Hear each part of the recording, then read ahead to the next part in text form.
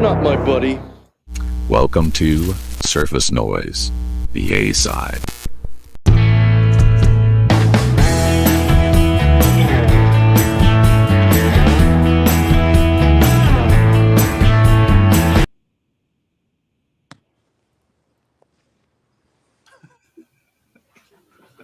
So this is really bizarre. So I'm multiplaying on YouTube, and it's literally showing us looking like a bunch of cool guys in the bottom.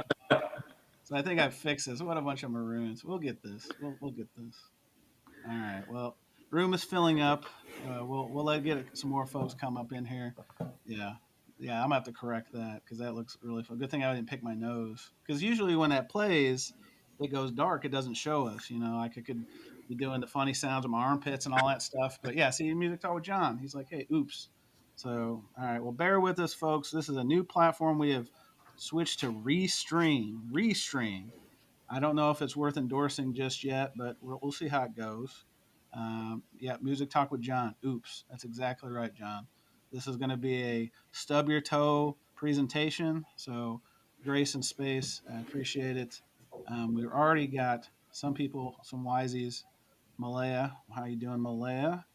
Oh, my volume is very low. Okay, well, hang on, John. Thank you. That's what I was telling you in the background. You're right. Okay. Backstage. Advanced options. Here, if I did that. Let's try that. Is that any better? Hello? Brooklyn? What a mess. Well, this is gonna be an all-timer. It's gonna be an all-timer. There's Eddie Perez. Eddie, how are you doing? I'm also a little under the weather. I've got some of that like winter stuff going on, so I will if you can't hear me, gallery, just start calling me vile names like the Bleach Boys want to do. So appreciate it. Kendall is here. Spin Doctor and his vinyl minimum. Hello, Kendall. Art. North Carolina vinyl picker. Okay, John. Yep. Nope. The same. Well, I will mess around with the sound, and we'll see what happens. What if I take it off? Is that any better? I'm just gonna be putzing and smoking. All right. Well, I'm gonna put it right there. Ooh, look at that. Can't show you the goods. All right. Oh, see, Malia says I sound fine. John, this must be a you issue. So Malia says I sound fine, and I'm clearly looking fine. So I mean, I'm doing it both. Thank you, Dave. Oh, my man, Tiki Man, David Nelms. Tiki, hello. How's it going? All right. Enough of this, John. I think. Are you trolling me? I'm not using a 1972. Come on. But funny enough, I found a Fisher Price record player at this antique mall up the street. I almost bought it for the novelty, but maybe we'll talk about that. Fred from Belgium. Hello. All right. Enough. This is Surface Noise A-side. It's been a couple weeks. It's not deliberate. I didn't have any plastic surgery, or I wasn't evading the authorities. It's just the way the timing with Thanksgiving, and we wanted to keep the trajectory with spins on the B side. And you see most of these guys anyway every week, so I'm just an accessory at this point. But Concert Buddy, ones and twos, good to see everybody. Got some familiar faces, but I'm going to start with a new face. And if you follow the Concert Buddy YouTube channel, you saw me put this in the community tab. It's a new member of the vinyl community, longtime record collector, hopefully. His name is Jeff. The channel is Vinyl Record Info. Jeff, welcome to the presentation. Thanks, man. I appreciate that, and thanks for having me on. My pleasure. Yeah, Jeff was unfortunate, and he got to run into me at the Noble Records 5th anniversary sale. And unfortunately, I overheard him talking with Dylan about having a channel. And of course, I just butted right into the conversation like a mule. And hang on, Jose is doing something. Is he in the back? Let me see something. He's backstage. He's backstage. All right, let's see if I can find him. Jose, where are you? How do I find you? In the backstage area of this damn thing. All right, hang on. He is. There we go. Jose is right here, and Jose has made it. Jose is looking like an extra from Rookie of the Year. Jose, how are you? And I can't hear you. Come on. Can't. I'm fucking with you. Hey. Oh my gosh. There we go. Wow. That's funny. Wow. Well, I was in a work meeting. Sorry. A work meeting, Jose. Look at you. I like it. Yeah. I like it. Well, that's a good response as opposed to I completely forgot about the stream, which is also a understandable yet almost unforgivable thing. It's And you also got, this guy's fault. So oh my gosh, look at this. All right, so now we've got Jose, we've got Jeff, we've got another person with a J. Start the first name. You know him. Some love him, some hate him, some don't even know who he is. He's. I should have had him sign a non-compete. Now he's on other podcasts. I'm going to lose it. This is how it works. I'm breaking the talent, and then they're going elsewhere. Jason Rojas, good evening. Concert Buddy, thanks for having me on. So everybody be prepared for the unofficial Al Hurt Vinyl Tag 2025 coming your way this Sunday, okay? We're going to go through all of Al Hurt's biggest hits, right? Herb Don't hurt Alpert. him, Don't hurt me, right? Oh, man. Wow. Tough Al crowd Hurt. here. Did anyone Tough have crowd. Al Hurt on their Surface Noise A-side bingo card? I didn't. I don't even know who the fuck that guy is. Well, Jose, I don't think you're alone in that assessment. But and then he just had to fit in. He went and got a coat. He's looking dapper. He's got probably the best Christmas tree, at least of any of us fools. It's Arnaldo. The channel, if you don't know, you should know. It's Fidelios_frequency. Arnaldo, greetings. Greetings. It's been a while, Chance. It's been a while. I thought you guys would probably never welcome me back. You guys were having such a good momentum with Spins Vinyl, the games, talking about box sets. You guys were going down the slippery slope or the controversy. I was like, man, Yeah. I was a proud papa. You missed a duel between me and Jason. A duel? Oh, I On the must have duel's missed. website. Oh, I watched some of that. Yeah, I had some. I ducked in for a little bit because I wanted everyone to know that I flipped my box set like it was a badge of honor or something. It was probably me just being a knucklehead. But anyway, all right. Well, I'm still figuring out the controls. If you're just walking in or tuning in, we've got a new live stream provider, this Restream thing. So there's going to be some bumpy rides. I even was testing some of my my patented drops. You know, the things I try to be funny with, and they just don't play that loud. All right, did anyone hear that one? Please tell me you heard that one. Yes, All right. we heard it. So it's funny because they just started such a low volume. I had to send them a trouble ticket. I'm like, I need my drops. Like I need this is my like intellectual property. This is how I'm branding myself in the vinyl community. So we'll see. And then they don't respond, which is also not. There we go. All right. Is there any way to write in the chat in this shit of a stream? Oh my gosh. What do you write on this? So You can write, can't. Oh, you but can? I don't. But Jason was telling me viewers can't. So is that so? When you guys can you guys not? Jason said he can't. There's not in the chat box. You guys have access to a chat box or no? It's you only see the chat that's happening. So you see the live chat, but there's not like a little message box at the bottom. It's just private chat. That's all I see. Interesting. And there's not like a little drop down by a Restream logo. I have not found it. I've been typing on another. On the YouTube. Okay. Well, Yeah, on YouTube on another Excellent. computer. Hey, listen. Hey, we're not only record collectors, we're resourceful record collectors. So I think we'll figure it out. Shout out to Cesar. Says hello. Except Jeff. Cesar, this is not nice. Jeff is a guest. And this is terrible manners. Like, I mean, are you already anti-Jeff? Jeff hadn't even been here 5 minutes, and he's already making enemies. Come on. That's all right. I get it. It's fine. Oh, hang on. Look, this is Caesar's a good guy. See, he even gave you your own shout out. So There you go. way to come clutch. All right. Well, I want to thank everybody for being here. I didn't shout at everyone, but I see some familiar faces. I see Paul here, BK. Hello, BK. I see, Music Talk with John. We're not going to touch this one. Music Talk with John says, do I have to remove my 2025 vinyl tag video? I heard there's some controversy. Accurate. I'm not touching this one. Maybe in January, I may come with this one. I've got some other video ideas, so we'll see how it goes. But anywho, all right. So if I want to throw it and see, there's the Al Hurt. But see, Jason, I can't figure out here. This is it. Yeah, look at that. This made you big. Look at that. So, Jason, what do you for the visually impaired? Can you show or describe what you're showing right now? Since there's a controversy with the Vinyl Tag 25, I will introduce this Sunday the unofficial Al Hurt Vinyl Tag 2025. Hey, can I make Okay. can I make a different type of vinyl tag here? It's called "Don't Make a Fucking One." So that's gonna be my tag. I'm gonna upload a blank video, and you can imagine whatever the fuck you want. Jose, are you in like Minnesota or South Dakota? I have never seen you with a like with a down jacket on. Well, it's cold. It's like 8 degrees right now. That's true. It's That's true. cold. Arnaldo, that's a It's great cold where point. I you don't are? think.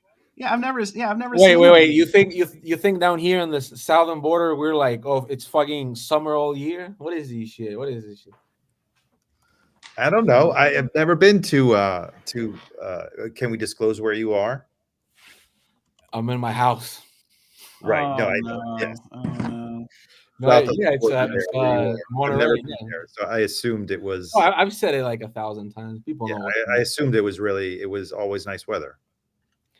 Well, it's 8 degrees right now. Hey, Arnaldo, you're not the only one. Malaya's here. She says, Jose, why is your coat on? Does your heat work? Jose, how do you respond to such a allegation? I'm a man, and I just like not using that shit because it make my head hurt. So why the fuck am I gonna use the heater? It's 8 degrees. I just put a jacket on. What is this shit? My goodness. Well, what My about goodness. your significant other? You gonna allow her to freeze? Wait. There's no fucking central area in this side of the world. The central is a fucking dumbass shit that some guy that hates paying electric bills put up. I don't know why that shit even exists, but no, we don't have central air. It doesn't exist here. If you have central air in the house here, you're probably like laundering money or some shit like that, which is always nice, I guess. All right. That was a great answer. Thank you. Yes. All right. Well, let's go ahead and get started. Why don't we kick this one off?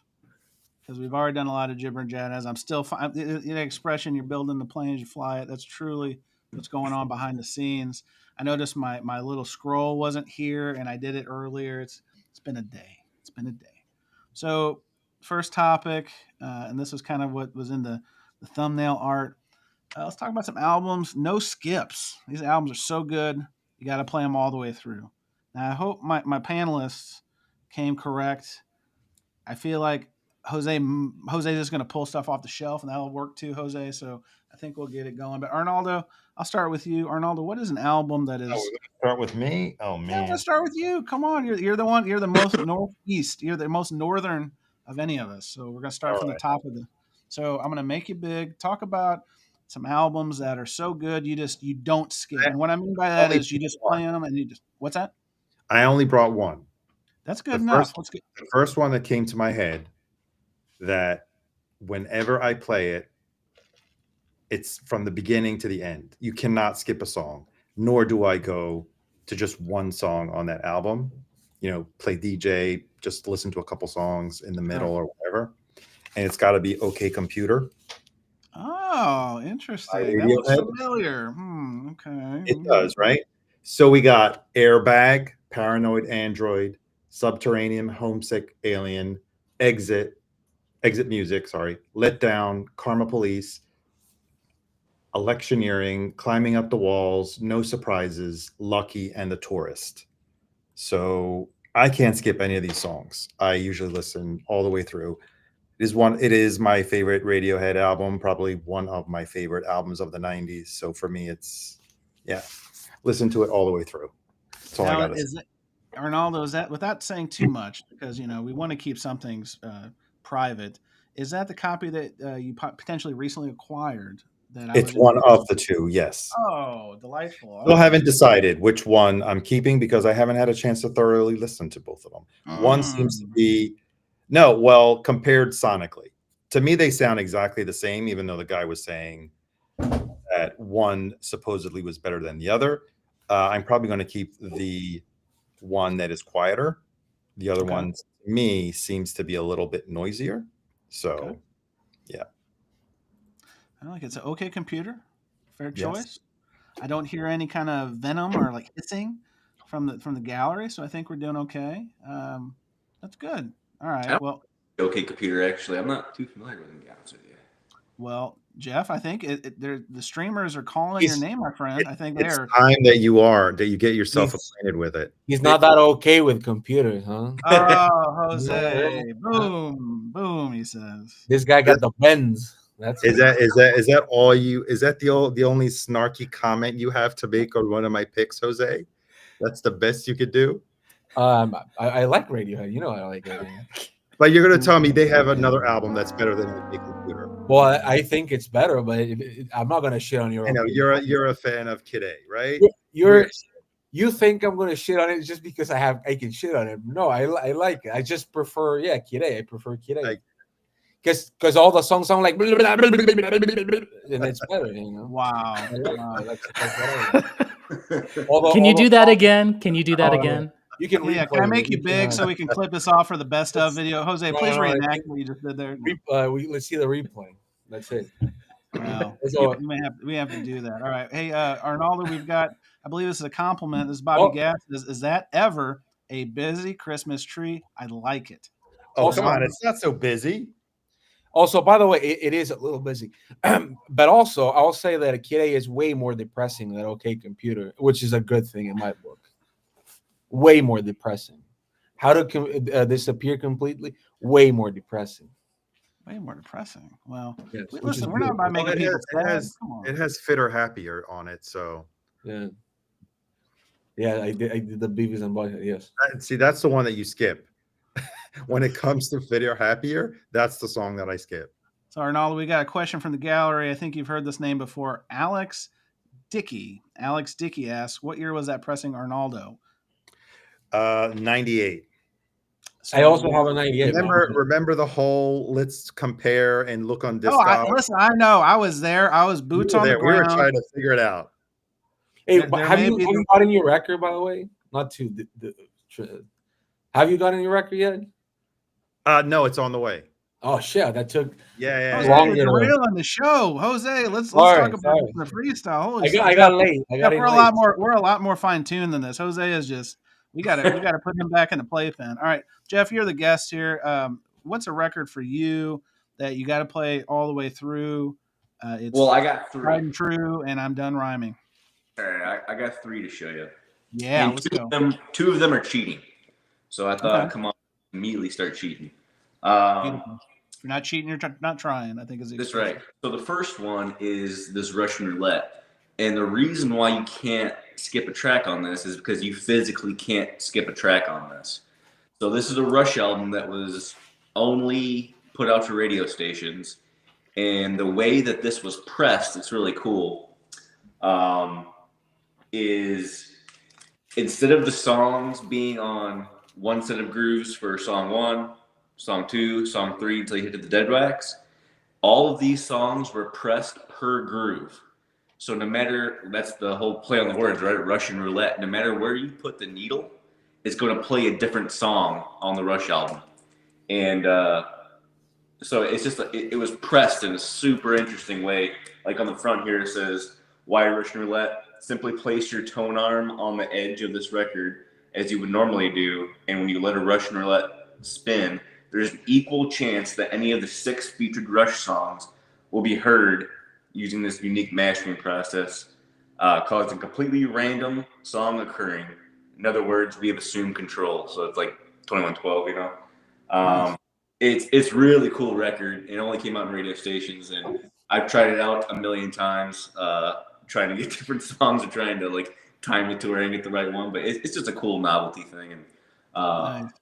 Rush is by far my favorite band, so I go crazy when it comes to Rush stuff. So I like it. So Dana Kimbowitz is here, and he says, "Oh shit, that's a rare Rush album." First time seeing it, so that's pretty cool. yeah, it is. It's a rarer one. And then the second one is this 2112. Again, it's cheating a little bit because side 1 is one song, so you can't skip it. It's 2112. That's smart. Come on, that's smart. I like it. Yeah, right. There's a white label promo on that Mercury, but just one of my favorite, albums of all time. And 2112. I wish somebody would make like a short or like a short movie on it, because the song 2112, I mean, that would be a really awesome movie, I feel like, or at least like a short. And the last one is you forget about this sometimes because it's so common and you don't think about it. But Boston, they're first, and this is kind of bleeding into some other topics we'll get into later about first albums, but every single song on this Boston album is killer. It starts off with just side A. I'm looking at More Than a Feeling, Peace of Mind, Foreplay, Long Time. I mean, it's just every single, you forget, because it's Boston. Sometimes you're just like, but rock and roll band, Smoking, Hitch a Ride, Something About You, Let Me Take You Home. You can't skip anything on here because you heard it at least before on the radio. So couldn't bring that up without at least bringing up Boston. Now, I like that you showed Boston because I believe it was Kendall who's in the gallery. Spin Doctrines, Vinyl Mayhem. He was there when we met in North Carolina. I think he mentioned Boston, if I'm not mistaken. So I like the synergy that we've got that going. So that's excellent. Good. We got a good mind. I like it. All right, Jose. I think it's your turn, Jose. Don't drop the ball, so to speak. Don't drop the soap, as they like to say. What's something you can play start to finish with no skips? I have like I pick up like 5, so I'm gonna. But you know what? I tried to put up like very common shit, so people don't be like, "Oh, he's just saying that because he's a fucking hipster." All right, so all right. I'll go with the most famous one to the one. All right. All right, do it. All right. The first one is a Funhouse by the Stooges. Nice choice. I love this record. I think it fucked the other 2 ones. I mean, I love them, but this is such a great album. The energy is always so high. The playing, it's incredible. I like the fact that none of these songs are like overplayed at all. It's always like a record. Like if I'm just like got home and I want to like put something and flip it and have a good time, I put Funhouse. All right. Nice choice. All right. Second one, it's gonna be my favorite Velvet Underground record. To be honest, I've never understood what's all the hype with the first one. I do like it a lot, of course, but this one is just so beautiful. It's the first Dog Yule record. You can see Dog Yule there. Is this self-titled? Is that? Yes, this is a self-titled record because the first one's called Velvet Underground and Nico, not self-titled, right? This is a self-titled. It's the Velvet Underground, and there's something very beautiful about all the songs. John Cale is not in here, who I love with all my life, but I think Dog Yule's voice, it's very pretty. I think most people really don't. When they mention Velvet Underground, they're always talking about either the first one, they're talking White Light, White Heat. And I guess this will be like the third one people talk, or not really, maybe Loaded will be the third one. But I just think it's great. I just think it's beautiful. Candy Says, I think it's probably my favorite song of theirs. Jesus, Pale Blue Eyes. I just think it has no skips. They're all really nice. They're all very beautiful. I mean, I like Loaded as well. I just think this is more mellower. If it's starting to rain, if it's cold, I put this on and I'm happy. All right. Velvet Underground related. This is Nico's The End. But this is one of my favorite records. I just got this record, this pressing, thanks to Vinyl Piper, Chris. Hey, look at that. Thanks a lot. He got it in LA. It was sealed, but it's one of those corner cut. Yeah. Corner cuts. But I think this is a extremely underrated record. If you've never listened to any Nico records, I would suggest this one be the first one. Sonically, the way it's recorded, it's incredible. John Cale produced it, and he plays a lot, but Brian Eno plays the synth. Phil Manzanero from Roxy Music is also playing here electric guitar. And she even does the German national anthem, which it's really random, but I actually like it a lot because I remember of an Argentina record I have that has the Argentina national anthem. So I just think it's incredibly beautiful. The whole album, it's weird and experimental, and her voice is actually like on point. I think the first Velvet Underground record with her it's also like it gives props to her different type of voice. But I think the production in this one, I think it's beautiful. And I know that a lot of people have never listened to Nico records. They just listen to the first record, and that's fine, I guess. But fuck that shit. She's way worth it. So yeah. And the last one, because I speak Spanish and I fucking hate not showing Spanish records, but that's what I listen to the most. It's this Invisible, right? Invisible. You can say it in English as well. Invisible. It's the same. It means the same. But this is called El Jardín de los Presentes. This is a prog record. Growing up, I always thought that I like prog music, but I'm sad to say that there's only really few bands that I actually do love. Most of them are Canterbury prog, and the other ones I would say it's a few selected ones in the U.S. But this from Argentina, it's a record that I think it's better than most records that I've heard from anywhere else, and it should be in the category every time people talk about the best prog albums. It's always the US, the UK ones, but there's incredible prog out there, and this is very beautiful. It also uses instrumentation from the actual country. The lyrics are very incredible, very imaginative. Luis Alberto Spinetta, who was also in Almendra, and he had other projects, Pescado Rabioso. Incredible guy. You can get this. This is a reissue that came out like 3-4 years ago. It's not that hard to get, but I would suggest it if you don't actually know like music from other parts of the world, or you think that Spanish or having something in not your native language will affect your listening. This is a great way because it does have lyrics in Spanish, of course, but you can actually take in the music and savor it because it has that flavor that you can actually understand about prog music. So that'll be my records. I hope I was hearing enough. Jose, beautiful. It's a beautiful thing, Jose. All right, Mr. Rojas. Let me take that. Oh, hang on. We're getting it. All right, let's go. We're gonna make it big. What are some no skip records that you got? Because you got a lot of records. Let's be honest. I mean, you got more records than probably any of us. Probably all of us combined. Yes, please check out my channel. It's called Too Many Records. No. Okay. Sorry for the bad joke. We'll take it down. So released in 1967, Soul of a Horn by Al Hurt. Whoa, what the fuck is that shit? He's going with Al Hurt just right away. He be rocking here. I mean, fuck, he be sucking that shit out, huh? Wow. He really this is actually a perfect record right here. I mean, honestly, you play this thing, you won't believe it. I know I was joking on Al Hurt, but that's how I look when I hit the bong. Exactly. Don't hurt me now, right? Baby, don't hurt me, right? Wow. Come on. That's not what I thought you were starting with, Jason, but okay, full of surprises. All right, fair enough. We got to go surprises. I can't show all like the good stuff like Jose here. Jeez. We can all just show a fucking Thriller by Michael Jackson, huh? So again, if you can stream this. Put that back. Damn you, Jose. I know you were going to put it out. There you go. This is like a very groovy, and then he's just soloing. Honestly, he could have let you down. He could have hurt you on this, but he's hurting you. Jazz is that? Is that like Hurt Albert? Me So Good, right? Is that like Herb Albert? I've never seen that guy in my life. No, for real. Who is that guy? Is it like soft jazz?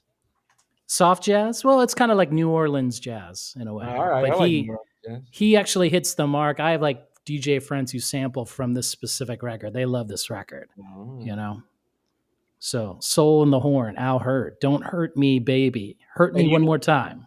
And I like Herb Albert, so it's not a bad comparison. Should I show a couple more? Oh, there we go. Yeah. Dana Kimowitz is coming in. He says, "Make Al great again." I think that is. That's right. That's what everyone's saying. I love that cover. He looks like he's fucking wasted on that shit.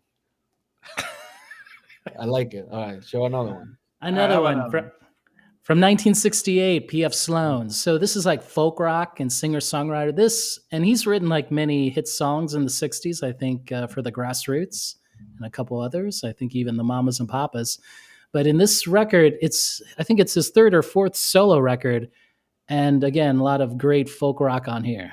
He does look a little bit fried on this. Like he's opening his Well, I third thought maybe third he was eye. there was a mouth party going on below the equator, if you know what I'm saying. He looks like he's feeling good.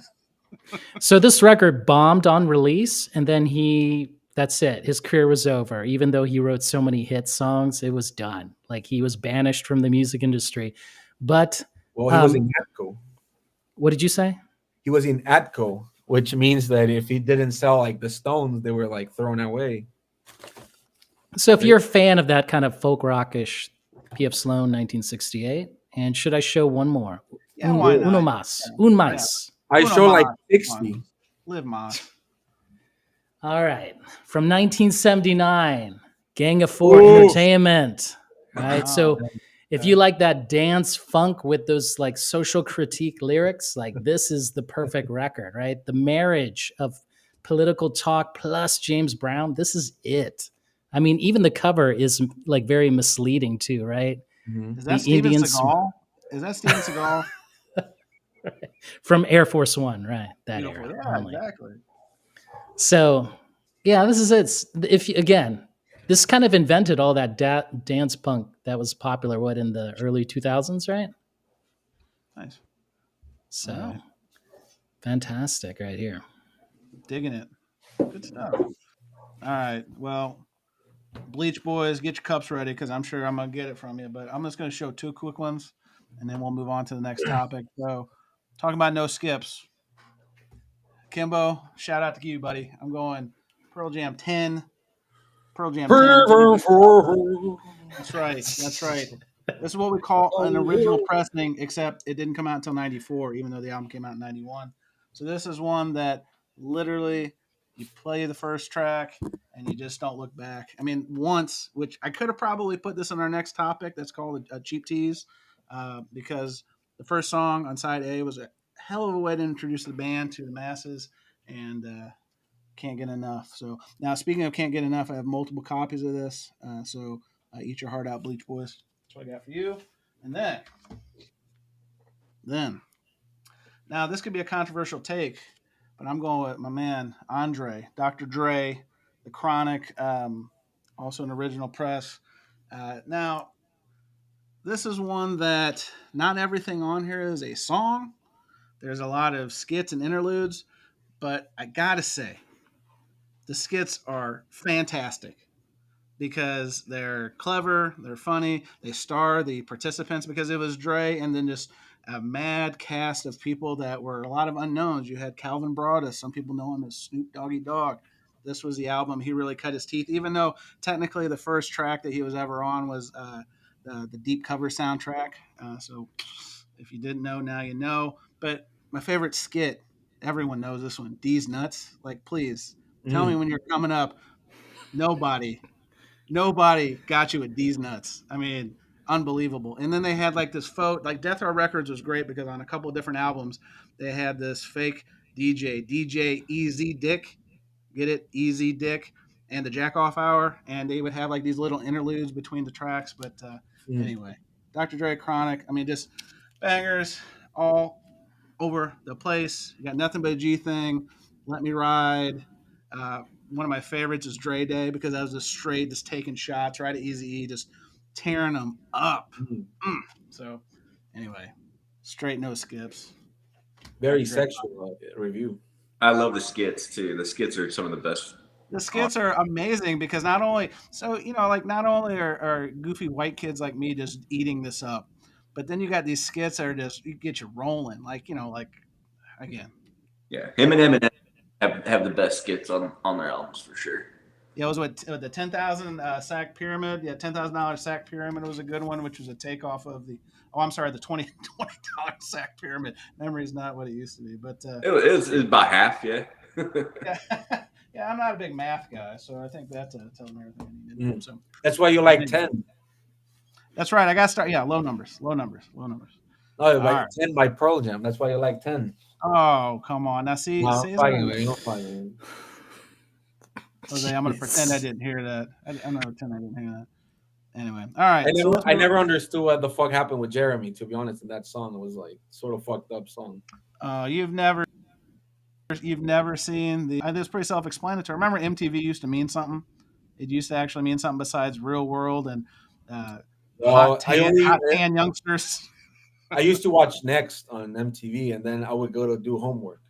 That's how it worked.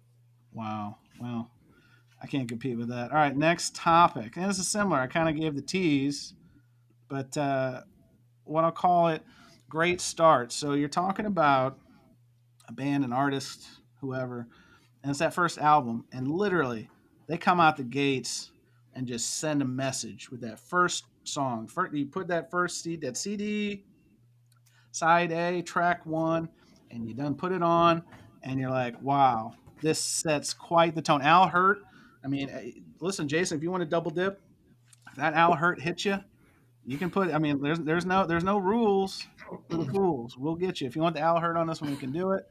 But anyway, so let's go. Great starts. Jeff, you want to start us off? Yeah. So I'm just get this one out of the way real quick. Obviously, we got Rush. My man's got more Rush. This record is before Neil Peart, though, who is the greatest drummer of all time. Wow. But it's still fantastic. You've heard Working Man on this record, I'm sure. But that started the career of, my favorite band of all time. There's also a version of this, and this is not it, because I'm not a psychopath. This is on that. But there's a version on here called Moon Records. And if you have a copy of Rush, their self-titled first album, go dig it up in your garage right now. Take a look at it and make sure that label doesn't say Moon. Because if it does, you need to hit me up. That's what we call a solicitation. Yeah. Jeff's getting the hang of this real quick. All right. Yeah. Because I like Rush so much, I'm a big prog guy, but, Pink Floyd, obviously this, started kind of an era. I could have put this really on the Don't Skip a Track one because I like this one so much, but, it's for a lot of people, this type of prog is kind of an acquired taste, especially the 60s stuff. I'm flying through these, but Metallica, Kill 'Em All. Nice. If you haven't YouTubed their free Russian concert, go on after this stream, go on YouTube, go take a peek at that free Russian concert and see the Million Man concert they put on with Russian soldiers like taking off their uniform and stuff like that. It's absolutely crazy. But this is not my favorite Metallica album. I think Ride the Lightning probably is. Okay. But obviously a killer way to kick off a career. Was it the first song of the first debut, or was it any song on the first side of the record? I'm just going debut. The idea is, and he's right. Like first album, first song. Like, so Jeff's right on that. Yeah. But and then I like, I have to go from Metallica straight to the band. So music, Big Pink. Metallica and band, they're basically the same thing, but absolutely fantastic. And then, to be honest with you, getting a clean one of these is a little bit harder than you think. Like, I don't know I'm sure you guys run across these all the time, but when I'm flipping through at the record store, finding like a clean one of these is getting more and more difficult every single day, I feel like. People are just snagging these because they know how good they are. And the last one, again, I'm a big prog psych. Oh, Jose would love this one. Early 70s guy. So King Crimson, debut, 21st Century Schizoid Man, sampled by Kanye West. It's so good. Absolutely fantastic record. Check that out if you're a big prog guy. But if you are a big prog guy, I'm sure you've heard that one. So. Nice. I like it. See, Jeff, you're fitting in real good. I mean, this is coming correct. I like what I'm seeing. All right. Well, Jose is in the toilet. So Arnaldo. I'm here. What the fuck is this shit? I'm here. Oh, he just showed a record. He showed King Crimson. I thought you would like some King Crimson, but you were gone. You could have. My favorite King Crimson record is not. It's like obscure. No, it's red. No, it's red. Everybody likes red. All right. Arnaldo, what do you got in terms of great starts? That first song, first album. along with Jose, I kind of wanted to reach out to understand exactly what you meant by the topic. Is it first song of the first album? Is it the first song on any album? Is the debut album? So Is it any song? I I kind of distilled the concept Oh no. finest, Oh where no. not only is it a seminal debut album, Mm-hmm. it also starts with a killer song. Yeah, it does need to be a little bit louder, Chance. I got a trouble ticket on drops. I'm telling you. Okay, so and they both start with a count-in 1, 2, 3, 4. Oh, Uno, no. dos, tres, Don't tell me it's like Chubby Checker or some kind of weird stuff. And could we not forget Oh, the can you debut album of the flip Beatles? the I camera? got him, Jose. I got him. I Oh, got the wait, hold on. I just flipped my camera. Yeah, but Why you are you might. doing I it think I think I defaulted you. Like you Yeah, were like no, this. yeah. So there you Gotcha. go. Hmm. But now in my settings, you could see that I'm not mirrored. So you're playing around here, Chance. No, but we can read it nicely now. Yes, now you can read it, but you're Yes. flipped basically because I mirrored the camera. Anyway, Got it. here's the Beatles debut album. Starts off with "I Saw Her Standing There." Yeah, this is the UK debut, not the subpar US one. Yeah, they did put in "I Want to Hold Your Hand," and what's the other song that they added? Was it on the US one? I forgot. Raining Blood. No. For me, this is a seminal debut album, not only because how important the Beatles were, but yeah, it's the mono. Maybe someone will recognize the card that came when it got gifted. Ooh. So Ooh, yes. then another seminal. Is that VCLT? I hear all about the It is. VCLT. It is. Wow. Oh. Like it. I got one of those cards. And I another don't have one of those cards. I'm starting to feel left out. What the hell? Woo! also Son of a bitch. starts with, okay, can I finish, please? It also starts with a count in 1, 2, 3, 4, but it's a really fast one. And that would be Blitzkrieg Pop opening the debut Nice. album by the Ramones. They used to live down the street from where I live. So I Forest guess, Hills represent. yeah, Forest Hills representing. And I guess it doesn't really need that much explaining. Who doesn't have this record in their collection should have it. Who doesn't know this record should know it. What is it? What's that, Jose? I'm fucking kidding you. I just said, what is that? I like the Ramones. You know, I like the Ramones. You like the Yeah. Ramones. Yeah, some people were saying that. I forgot what vinyl tag I was watching that. Oh, yeah, I think it's the is it the official vinyl tag 2025? I've lost And count. everyone is entitled. They were saying the genre-defining album, and they picked the Sex Pistols. For me, this is the start of punk. So, Well, That's- pop punk, it's punk. yes. And I get the spin that punk was supposed to be anarchic and all of that, you know, but Yeah, more. Yeah. So we've got good news and bad news. Arnaldo, we almost lost Kimbo. He said I was promised no Beatles. oh, Then oh, wow. when you show the Ramones record, this is how easily can turn around here, folks. Okay, nice save. Nice Thanks. save, Arnaldo. So Kimbo is still with us. Thank you, Arnaldo. All right, Mr. Well, Jason. we have to one more thing, Chance. Yeah. We have to make this a Beatles channel as well, right? No. I think a lot of the olds have gone to bed. We're a little late for the olds around here. That's why I'm trying to get this infusion of music made in the last 30, 40, 50 years. All right. Mr. Rojas. What you got? So I was confused here. So this is the first song off the first album, right? Jason, everybody was confused. Oh my God, guys! I did. Oh wow! Oh man! All right, Jeff I'm got okay it. with I this. did. Yeah, thank you, Jeff. Thank you, Jeff. Got it. All right. Just do it feels natural.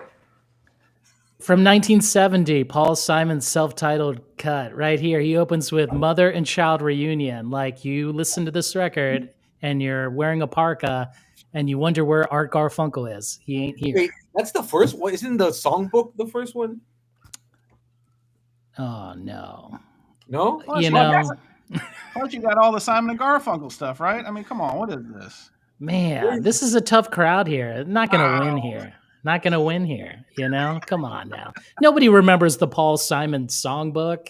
Man, Jose, let me gaslight you right now, like the other BC people. I like the Do it. songbook. I like it. I have it. Shit, damn. All right, we'll skip this then. All right, yeah. All right, Brian Eno. Woo! Right, Here Comes the Warm Hey! Jets, one. 1973.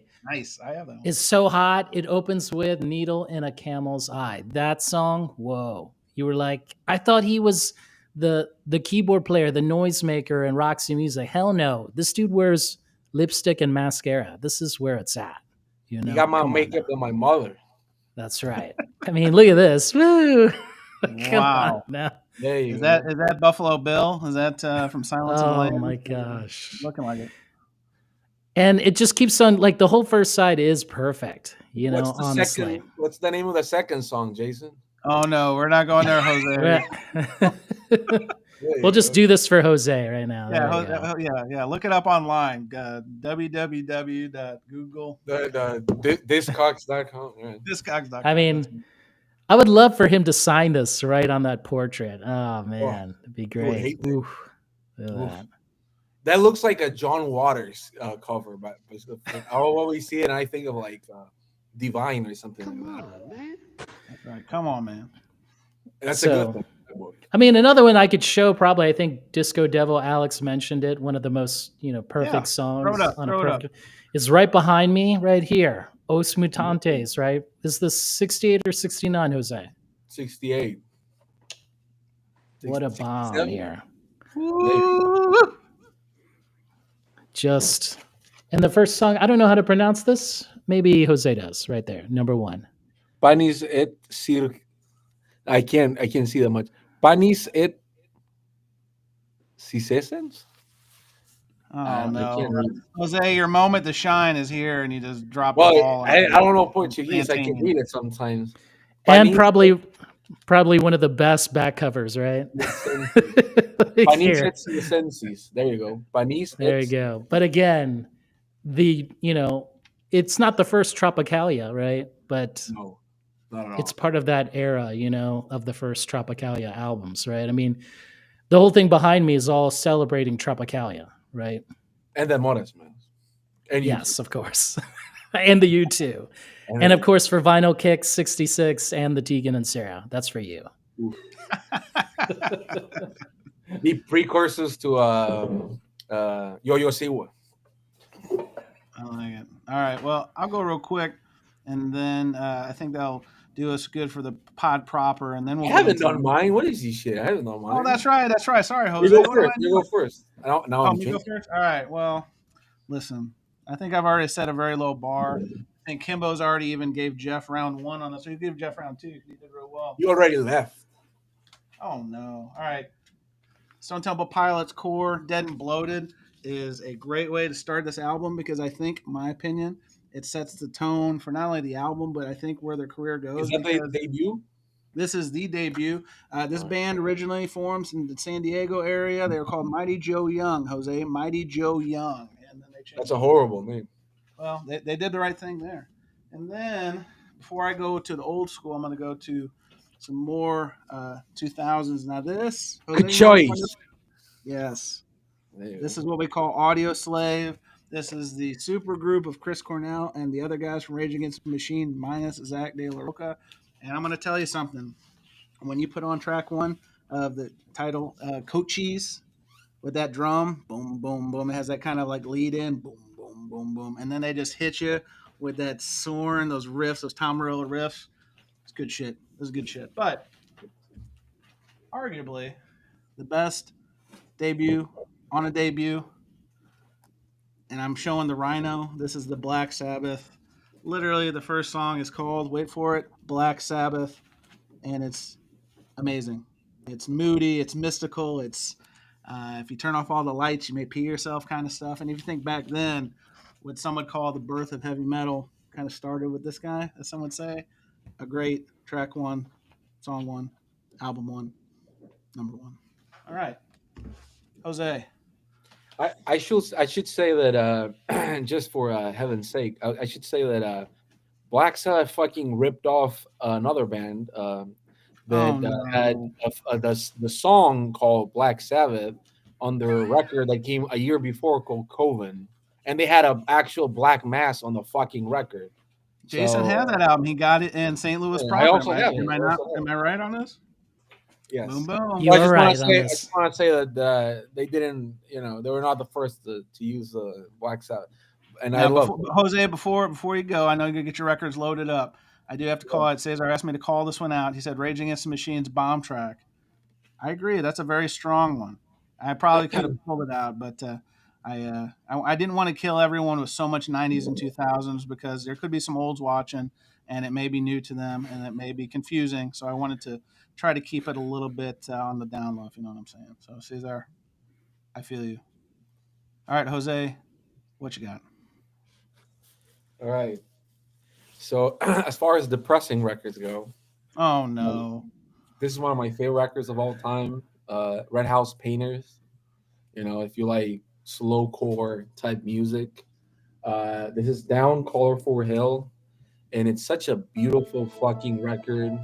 It's yes, it's 4AD, which every time I see a 4AD record, I try to listen to it. I guess it's one of those labels that I think even now that they have a good curation of bands, they all sort of sound the same, Like Cocteau Twins, if you like Cocteau Twins, you might like this, even though this is like way slower, but it's very moody and very beautiful. And I think that everybody should give it a try. And then going back to my hate of prog music, here's a record that I love with all my life. This is Arco Iris, which is a beautiful, incredible prog band from Argentina. With Gustavo Santaolalla. Look at that fucking cover. With Gustavo Santaolalla, this guy right here, he does soundtracks for video games and movies and stuff like that. So if you've ever listened to or play video games or seen like Netflix shows, he's probably doing the music for that. Video games like The Last of Us, he did the soundtrack for that. He produces a lot of bands like Café Tacuba, Julieta Venegas, stuff like that. That is very popular, and I think this is a beautiful, incredible record. The first track is very pretty, and this is their debut record because I thought that's what we were doing. I still don't know if that was the objective of this thing. I think nobody knows, but great record. And then going back to something somebody might like, I have multiple pressings of this. I just grabbed this one. This is Modest Mouse debut record. It's a long drive for someone, nothing to think about. I think I listened to this record, one of the records that I've listened to the most in my life, I would say. And I think it starts really nice with Dramamine, with that bass line. I think it's really wonderful. And I don't listen to this as much as I used to when I entered the university, but I still listen to it like 2 or 3 times a year, and I always have a good time. I like his screaming. I like his guitar playing. I like I don't know, a band that has a good guitar player that doesn't need to fucking do hard solos every time, that he can actually do melodies, a bass and a drum kit.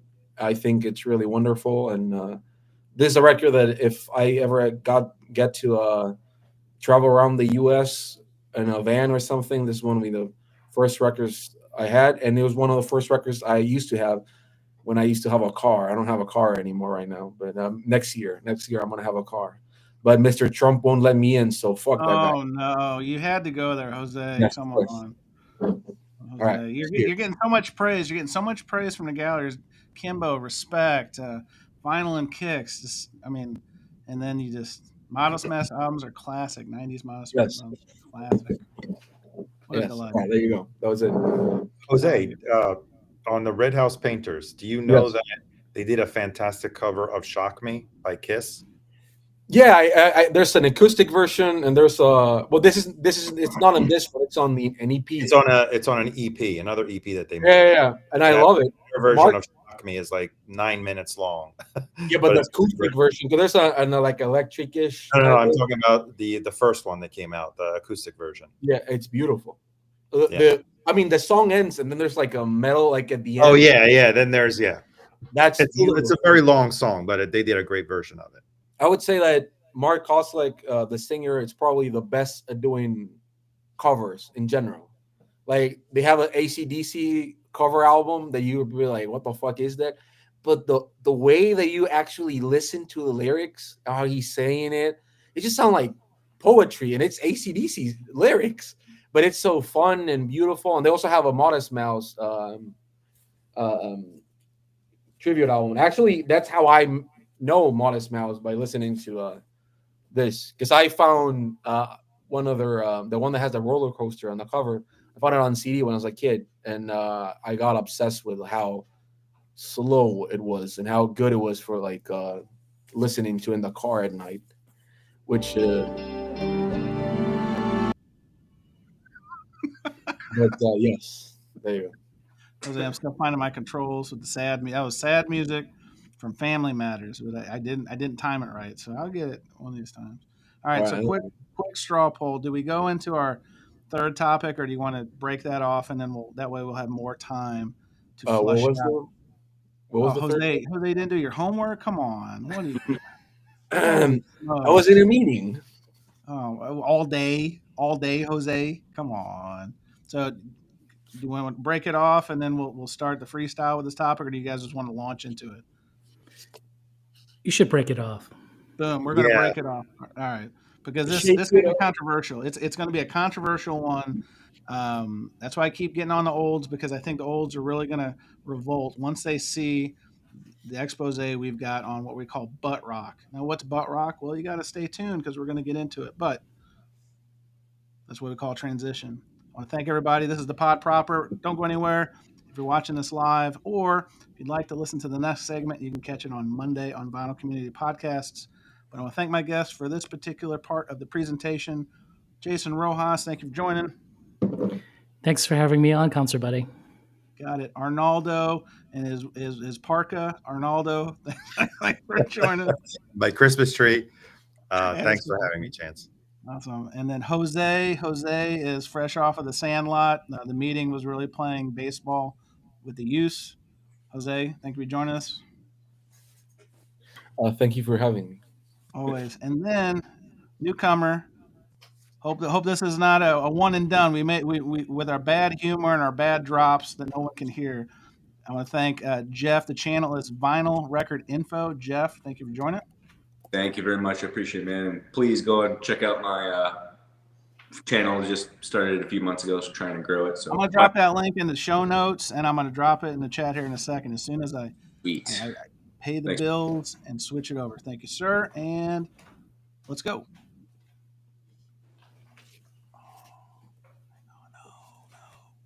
Oh, this is a terrible transition. This is a terrible transition, guys.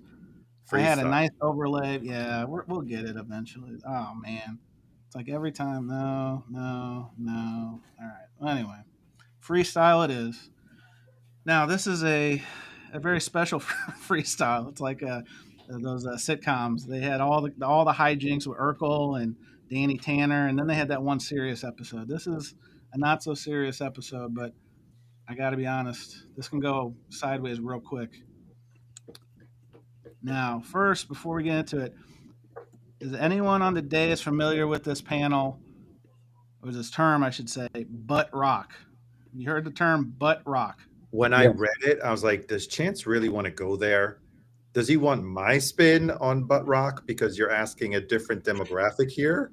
So Arnaldo, I want to paint this one red, yellow, any which way we can go, because this is going to be something. And Jose, are you familiar with this term Buttrock? Yes. All right, so everyone knows. Well, I'm going to do a little. This is what we call public service. If you're not familiar, I did some research, and the infamous. Maybe you've heard something called of Urban Dictionary. It's a wonderful resource that can break down the comings and goings of pop culture, and sometimes it's just really bizarre. So it says, Buttrock. The term comes from a nationwide advertising campaign on hard rock radio stations in the 1990s that used the tagline, quote, rock, nothing but rock. Listeners quickly changed that to nothing but BUTT rock. Though it refers to anything played on hard rock stations, it commonly is used to either refer to hair bands or used by people to distinguish the bad butt rock from the hard rock that they like. Now, another take on this is butt rock is a style of hard rock and heavy metal music that is watered down both musically and lyrically to garner maximum radio play and mainstream acceptance. Lyrical themes are drawn from a put on, quote, tough guy bro persona and include being a badass, getting lots of pussy, strippers, partying, and being portrayed or alone. Image wise, butt rock bands typically consist of guys in their mid 30s with spiky hair, affliction t shirts, and bad tattoos, usually barbed wire or tribal tattoos. The typical fan of butt rock emulates this fashion style and exhibits what they think are manly personality traits, such as frequently drinking energy drinks, driving an unnecessarily large pickup truck, and otherwise overcompensating for an insecurity in their masculinity. They also tend to have a superficial knowledge of metal music, being familiar only with bands that receive regular radio rotation. Example of butt rock bands include Five Finger Death Punch, 3 Days Grace, Buckcherry, Nickelback, Disturbed, and Three Doors Down. And we'll get into some of these bands because it's a very, very broad spectrum. It's a very broad brush. So, all that said, I think most of the people who watch the show are probably familiar with this. It's a lot of basic riffs. It's a lot of formula lyrics. It's a lot of just trying to get them dollars. And what I would like to say, and tell me if you guys agree or disagree, but I consider the forefathers. This is like like the founding fathers in the United States. You got George Washington and T.J. Thomas Jefferson and Alexander Hamilton, the guys who put in the work and did the paperwork. These are what I would call, those are the founding fathers. This is what I would call the forefathers of butt rock: Creed, Oof. Nickelback, Oof. Saliva. What the fuck Buck- is that shit? Saliva? I never heard of that. Three Doors Down, Hinder, which I'll get to in a second because I can't wait, Papa Roach, and Stain. So that is a very, very, very mouth salad way to kick off this topic. Arnaldo, since you are just ready, you are ready to pounce like a tiger on this topic. I'm taking it you're not a big fan of butt rock. Is this true or false? Well, just to make sure that I did a little bit of homework, I had to Google it. And the AI search gave me a list of, I think, about 10 bands, some of which you've already mentioned. But gladly, I can tell you, and here's the list, unless it's flipped. All right, you're going to make me big. I mean, you're stalling. I'm sorry, here. a record just What? fell. I'm sorry. We can go record Meatloaf. down. All right. Meatloaf. I do not own a single record of any of these bands on here. Oh, Can we see that? Can we see that video of what is it, Puddle of Mud, when he's singing like shit, that Nirvana song? I have never even heard. I have never even heard of Theory of a Dead Man. I have never heard of that. Well, I've heard that. I've heard of the other Yes. ones, but that's It's the hard. only one I've never heard of. I've heard of Seether, Breaking Benjamin, Shinedown. What the fuck is Trapped? Yeah, I've heard of Trapped. What the fuck is that? But Buck yeah. Scary. It's like every time I see essential butt rock band is Nickelback. This is Wait, directly from wait. Breaking Benjamin is a butt rock band. so Really? Jose, this is what I mean. It's a very loose term because some of these bands, I think, is unfair. You know, I was to- ready to throw in Limp Bizkit there. Whoa! No, Arnaldo, they're Limp Bizkit almost is self-aware. new They're metal. Okay. New Yeah, metal. but they're very self-aware. I would say that they're very self-aware. Of how What about oh my God, what's the band's name? Fred Durst is in it. That's Limp Bizkit. No, the other one. I don't know any other band that he's in. He's not in another band. What do you think? No, it's another band. I forgot what the name of it is. Meatloaf. No. It could be Meatloaf. It could be Meatloaf. Like a man in a hell. Well, if anyone in the gallery knows Fred Durst's other band, please let us know. This is a new one. But That's how much I know about. That's how much I care about. But so it I would sounds say live. I would say live should be no, Yeah, no. yeah, live. no. But see, that's what I mean. There's a lot of opinions. So Jeff, being your debut performance appearance on this presentation, first of all, I apologize that we've hit you with arguably the most controversial topic yet outside of attacking Rhino. Okay, Acoustic see, new metal is butt rock adjacent. Me, myself, and my final said that. Well, that's false. That's So false. it's very close. They're like kissing cousins, maybe kissing cousins. Corn would never be butt rock. Corn would never be. This is correct. So Jeff, where do you land on what we're calling butt rock? Now, before you give us the answer, I have to say I never heard this term until my son told me when I was listening to the powerful Creed song "Higher" once on accident, and he informed me that, Dad, this is butt rock, and I thought maybe that was a term that your phone accidentally starts playing the song or something. No. So then it sent me on a deep dive, and I learned that much of the music that I went to concerts in the early 2000s was apparently fashioned as butt rock. So Jeff, what does butt rock mean to you, if anything? So, I think you could probably tell by what I've been Look showing. at that stack. Holy shit, he's coming. No. Is that Nickelback? Is that Nickelback? I got a full stack of Nickelback records. Damn, that's impressive. No, it's They had to be somewhere, right? Yeah, I'm a late '60s, early '70s hard rock guy. So, going back to when we were talking about with MTV, I remember when I was a kid, I knew that I stayed up too late when MTV started playing only music videos, and these guys were all over it. I mean, it was when I think of butt rock, the band that comes to my mind immediately is Nickelback, because I feel like they perfectly personify what rock kind of is. So that gets butt.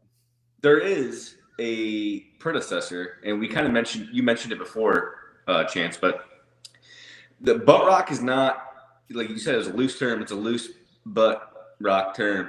And thank you. That happened in the 80s and 70s too.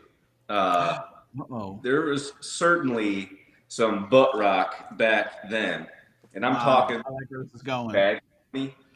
Oh, wow! We all Paul Rogers. Wow.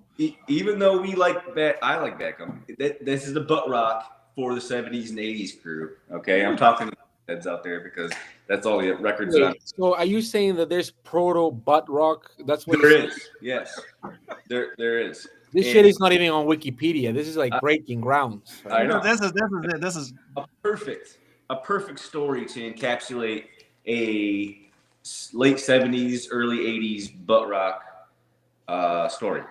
So my father's first concert ever, we grew up in Chicago, and he went to Soldier Field, and it was an Aerosmith concert. Aerosmith is not butt rock. Aerosmith is great. However, I think who opened, they had 3 bands open for Aerosmith. One, the very first opener, got basically before everybody even sat down, was Cactus, I think, which I love. Cactus is great. And then the announcer comes on, and they say, "Ladies and gentlemen, all the way from Australia, AC/DC." Whoa! Nobody knew who this was. Like, this is way back, right? And they come out and they jam. I'm talking like this is the first time a lot of people ever heard of AC/DC. They come out and completely rock it. I mean, going nuts. They had the offshoot kind of stage, because it wasn't just a regular stage. They had that jetting out into the crowd, And Aerosmith said none of the openers can use the jet out. AC/DC immediately just sprinted out on the jet out. They started jamming with the crowd, going nuts. Now, where the Buttrock comes in is, and they did them dirty by doing this, by putting on AC/DC second. They were the surprise guest. But what happened after that is Journey came on to open right before Aerosmith.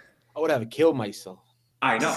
Typically, if you just did Journey, Aerosmith, it's a shaky middle, but AC/DC went on right before them, and Journey came on with their fucking Star Rider, or whatever the hell they play, and the whole crowd went nuts. They booed them like crazy, and Journey got on the mic, was like, "Hey, we'll just leave if you guys keep booing. We're gonna leave." And the crowd, that was a mistake. The crowd went even crazier.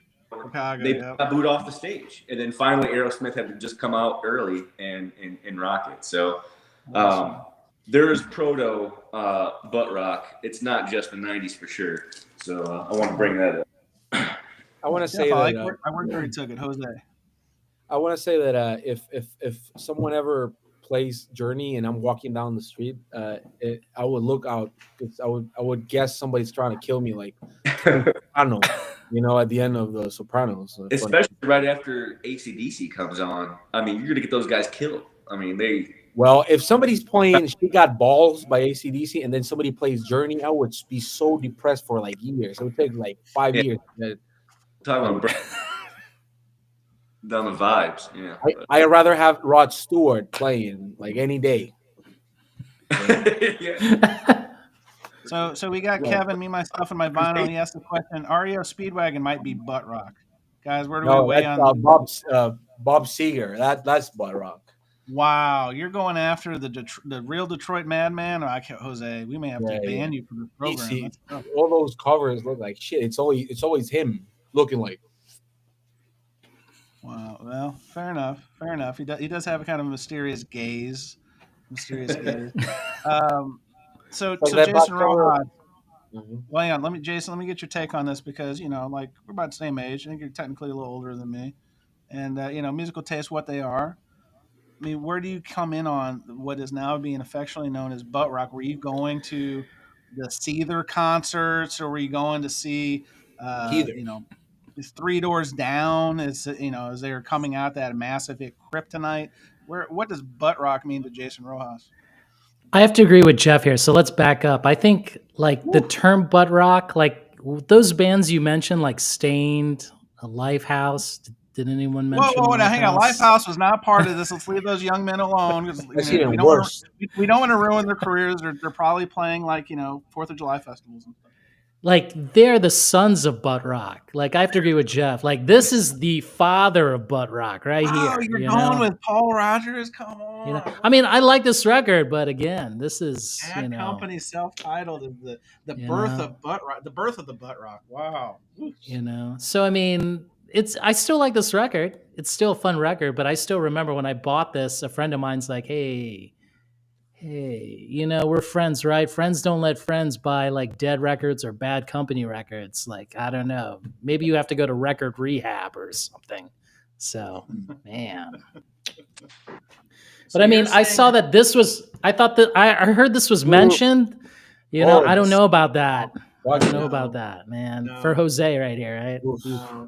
That is what we call a brilliant piece of music from the boys from Pennsylvania. I can't wait to get the.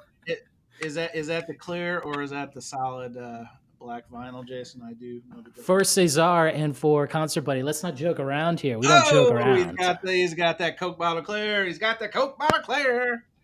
You don't joke around, I like it. I can't wait for the double 45 RPM of that shit. I want to buy it when it eventually comes out. It's already out, hombre. You can already get that. I need it. So I don't know, Concert Buddy. I didn't listen to any of that stuff. I kind of knew it was watered down. Yeah. It wasn't my thing. At least own this. I mean, how many pairs of Ed Hardy and Affliction T-shirts coupled with bedazzled and jeweled jeans did you own? Surely you had at least one outfit that fit the Buttrock mold.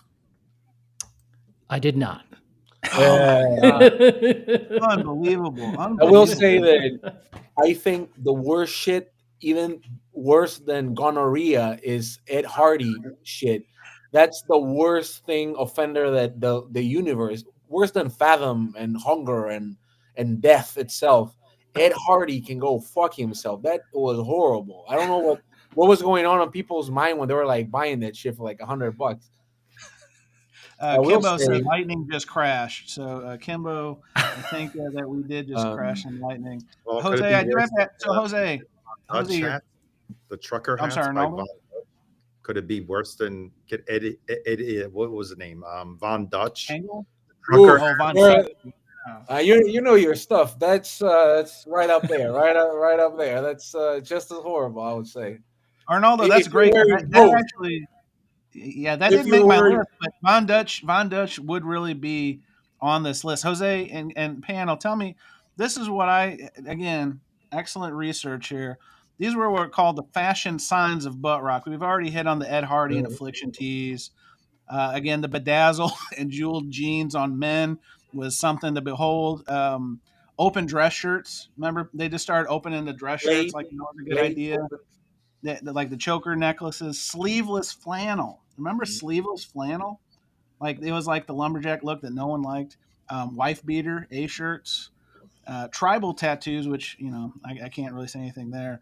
And then, of course, as you're reaching down to pay for your Rockstar or Monster Energy drink, you pull out your wallet, which is conveniently on a chain Oof. attached to your belt. So, am I missing any of the fashion of butt rock? Because I think I've hit on the heavy hitters. Devon Dutch You was a great. need at least one sexual misconduct and maybe go to jail for like 3 days. I would say Oh, you that's you've had to be in the pokey for 3 requirement. days. That's probably, yeah, that's fair. That's fair. Requirement. I would say that if you're wearing a Van Dutch hat and some Ed Hardy jeans, the legend says that the devil doesn't know where you are, so you can't die. It's like death like avoids you because it's trying to like look away from that horrible shit.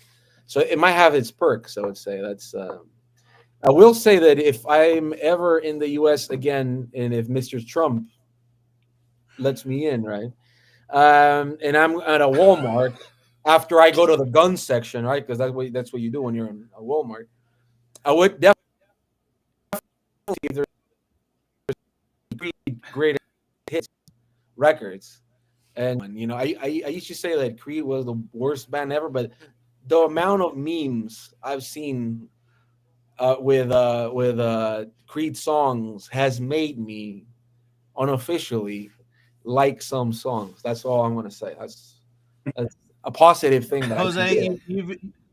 you've attacked President Trump too many times. They're attacking your internet now. Your internet is Uh, getting beat up right now. So it's this may be because I your was last talking about appearance. Creed. It was Fair about enough. Creed. So, Fair Wasn't enough. Creed Arnaldo. also borderline Christian? yes, Well, they hate so them.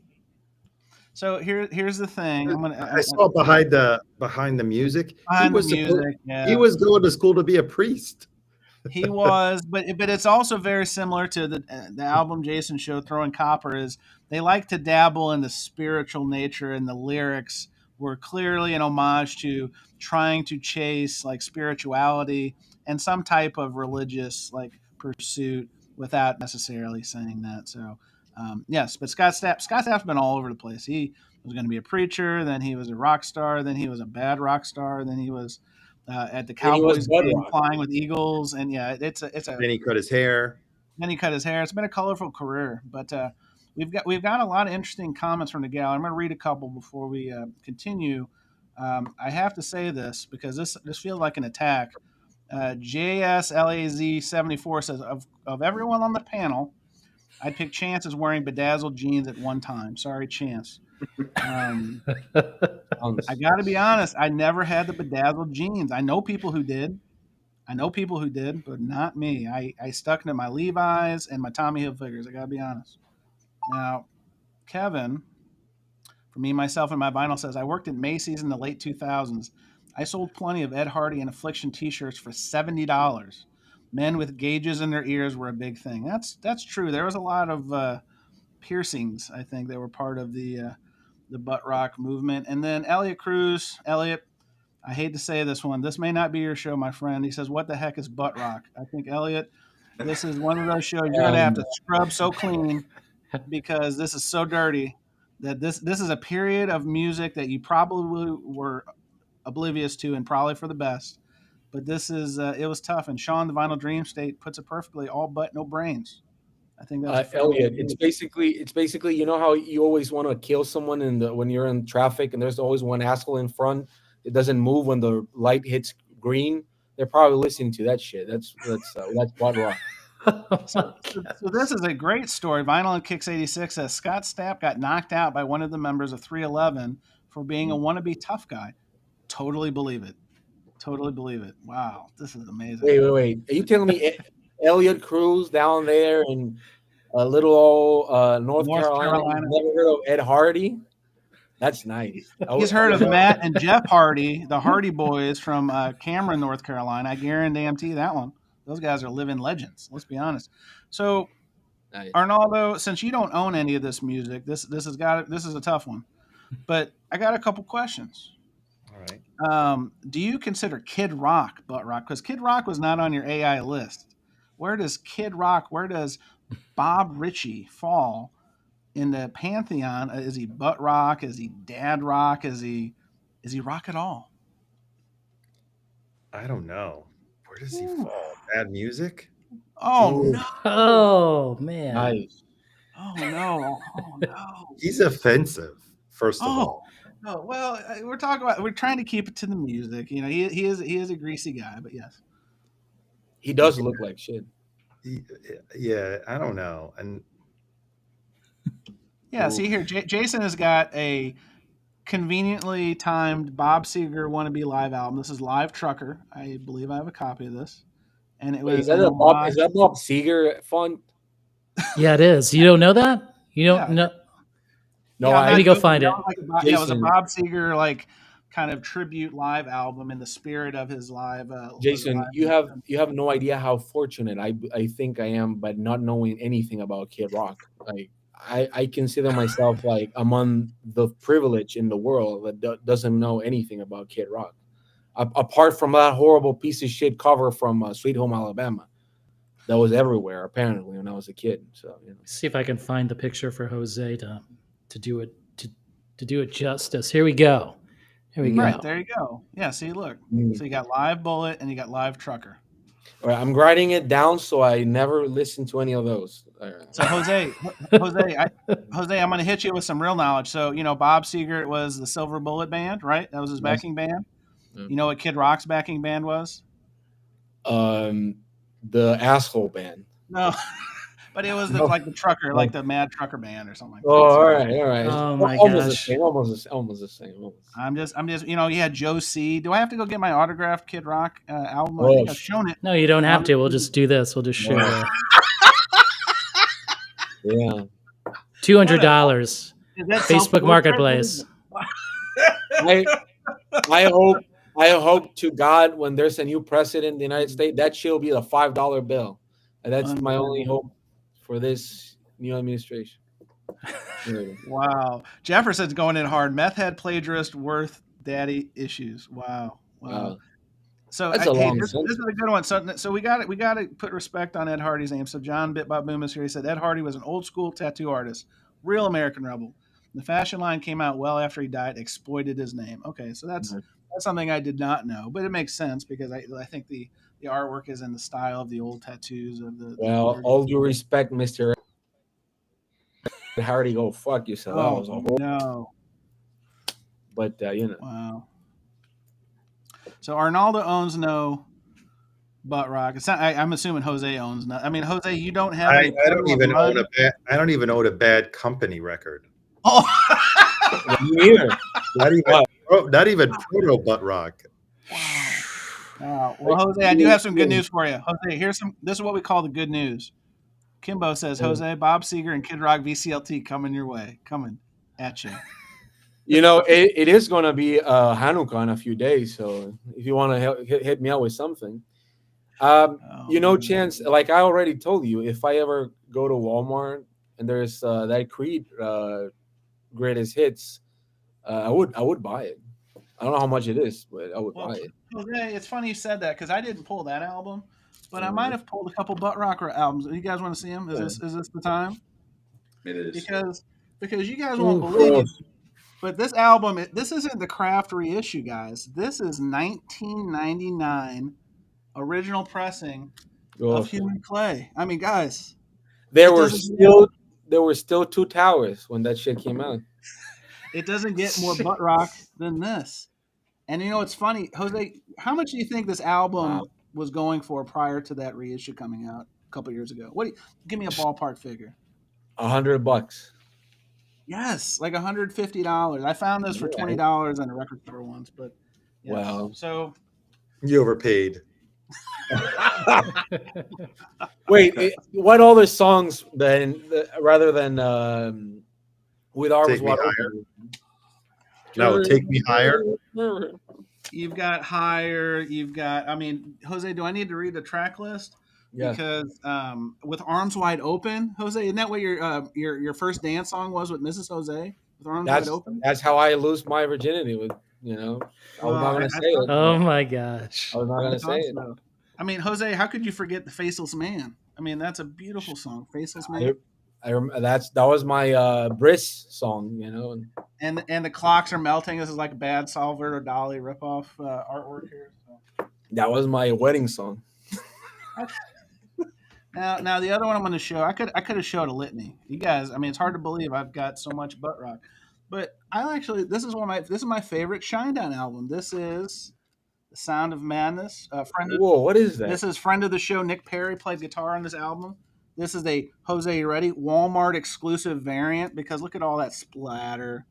You can only get splatter like that at Walmart. Malaya, if you're still here, you know what I'm talking about. Get that Walmart splatter. But this is actually a good album, and I don't care what anybody says. Shinedown. Because What? How describe the music in 2 words? That is not butt rock. kick ass. How about that, Jose? It's American. That's what you mean, huh? Yeah. So look, needless to say, I've got some of this, but I'm gonna read you now. You guys, Arnaldo's disgusted. He had to go throw up. He is so sick of butt rock. It's really infected his soul. His rent just went down because people are hearing this conversation.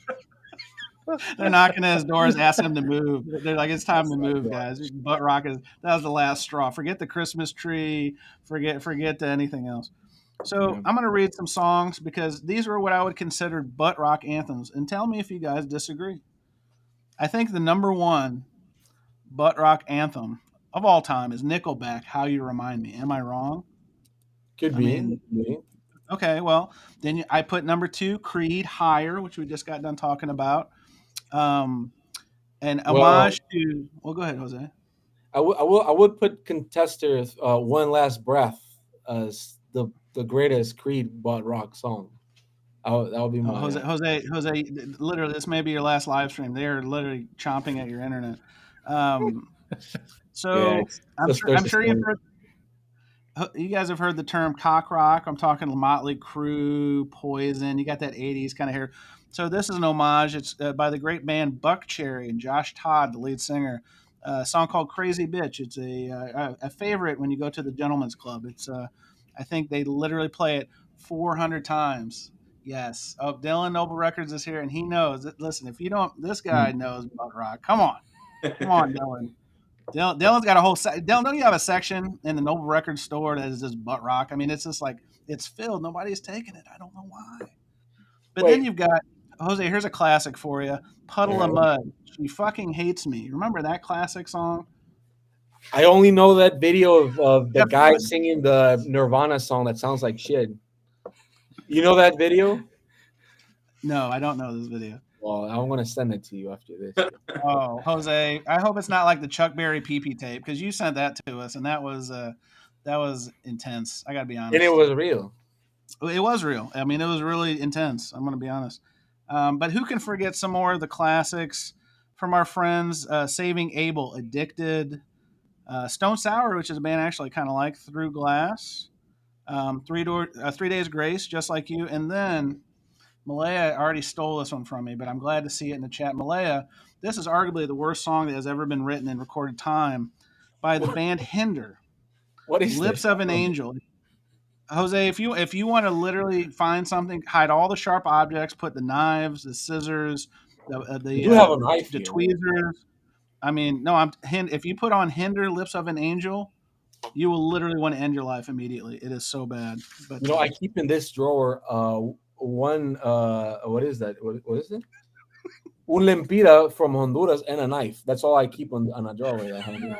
What the- And so, one of so, these questions. so Dylan says Creed's "What If" is a total melter. Now, yes and no. I like Mark Tremonti. Like I like the Alter Bridge stuff. I got to be honest. But I've told this story on the show before, guys. That Creed Summer in '99 tour that just came through. I've never seen my local amphitheater that filled. It was like you had the confluence of people like me who grew up listening to that music in our time, and Was then you had the everyone trailer park wearing? nearby. The trailer park let out, and then the Swamp people came out, and then the Marlboro cigarette people came out. It was literally the thing that brought everyone together for one night. Also, Buttrock was kind of super important in like cinema. It was like the soundtrack to all of great movies going through the night. I mean, Armageddon is a banger, and it was only filled with Buttrock. That's all that's in it. Is what we call Buttrock right now. So Now I know I've never seen. bad. That's not bad. I mean, what if I told you, now, Jose, you said, what is Trapped? I remember you said that earlier. Who is Trapped? Well, Jose, that is the great band that gave us the classic song Headstrong. How could you forget the immortal Headstrong? It's up there with like AC/DC we were just talking about earlier, and the Pantheon, Def Leppard, and Trapped, Headstrong. How could you? So what you're saying is this song defined a butt rock generation. That's what he's saying. It did. I mean, and Jeff's right. If you think about some of those '90s movies, like American Pie, well, American Pie had a little bit better taste. They had, that Laid Jane song or whatever. So there's a little bit more in there. But yes, talking about the movies, it was like a cross pollination of cheap movies, cheap music, and like Lit. Remember that band Lit? Is that butt rock? Remember that band? They're like from California. No, I don't know. Jose, I'm hitting you with a lot of bands you don't know. 30 Seconds to Mars. Somebody said 30 Seconds to Mars is butt rock. I don't know about that. I would rather die than fucking see that shit again. I saw 30 Seconds to Mars live, and I thought I was gonna die because that was like it. That was like I was gonna become an alcoholic after that. Like it was horrible. I felt horrible things inside my heart that I've never felt before. You know. I love this song. Cold, Stupid Girl. Good song. Probably butt rock, I think. I think it's safe to say. I don't even know if that's on Year of the Spider. I don't know if they even ever put that out on vinyl, but maybe. Right. But do you think it's true what I said about Creed? One Last Breath, is that the best Creed song? Is it the best song? I'm going to be honest, all joking aside, I think the first album, My Own Prison, is actually probably their best work. Because I think it's probably their most earnest. It's kind of what Arnaldo was talking about. I think, they came from the Florida. I think they're from Jacksonville. I think they came maybe around that area, northern Florida. I think that was probably their best. Now, not Mark Tremonti, probably not his best guitar work. I think he's definitely evolved as a guitar player. But I think from a lyric and a songwriting zenith, that was probably where they peaked. So, Arnaldo, are you okay? Did the butt rock make you? No, I went digging in my collection to see if I could find any butt rock. And I could have sworn back when I worked for a different label, free CDs everywhere, that I must have picked out, and it's probably still sealed, and that's why I couldn't find it. The greatest hits of Creed. I could swear I have that, and I wanted to show you. Did you bought it at Walmart? No, it was free. Oh, even worse. Yes, that's why I have it, because it was free.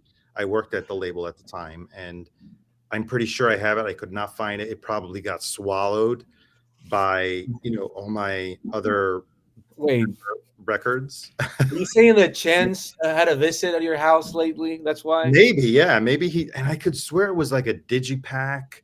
Yeah, I don't know. But I never considered, well, I just said, I thought they were Christian. There were probably like the Fry. Remember the Fry?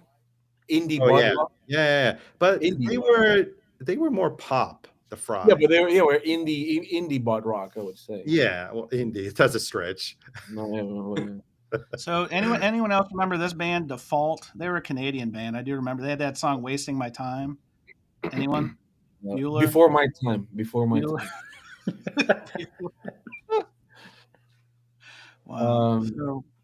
So I guess Jose, now you're Malia. hearing all this. Jose, you're the youngest panelist. I'm not going to out your age, but you're probably Jeff. I don't know how old you are, but I'm assuming Jose is younger because Jose is just barely street legal. Jose, you're hearing all this. Is this something? Are you motivated? Are you inspired to chase down some of these bands like Chevelle, Theory of a Dead Man, and their classic song "Bad Girlfriend"? Breaking Benjamin, which I don't know if that's butt rock. I kind of dig it. Even the guy's voice is good. I still own my iPod, when I was in school, the big one, and I had one Breaking Benjamin song, the song called Rain.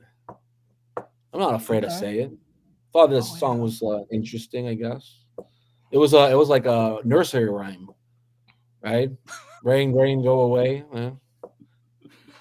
That was it, and that's the only reason I know it, because a teacher used to sing it, and I used to be like, "Oh man, my teacher's fucking wasted right now. The fuck is he singing?"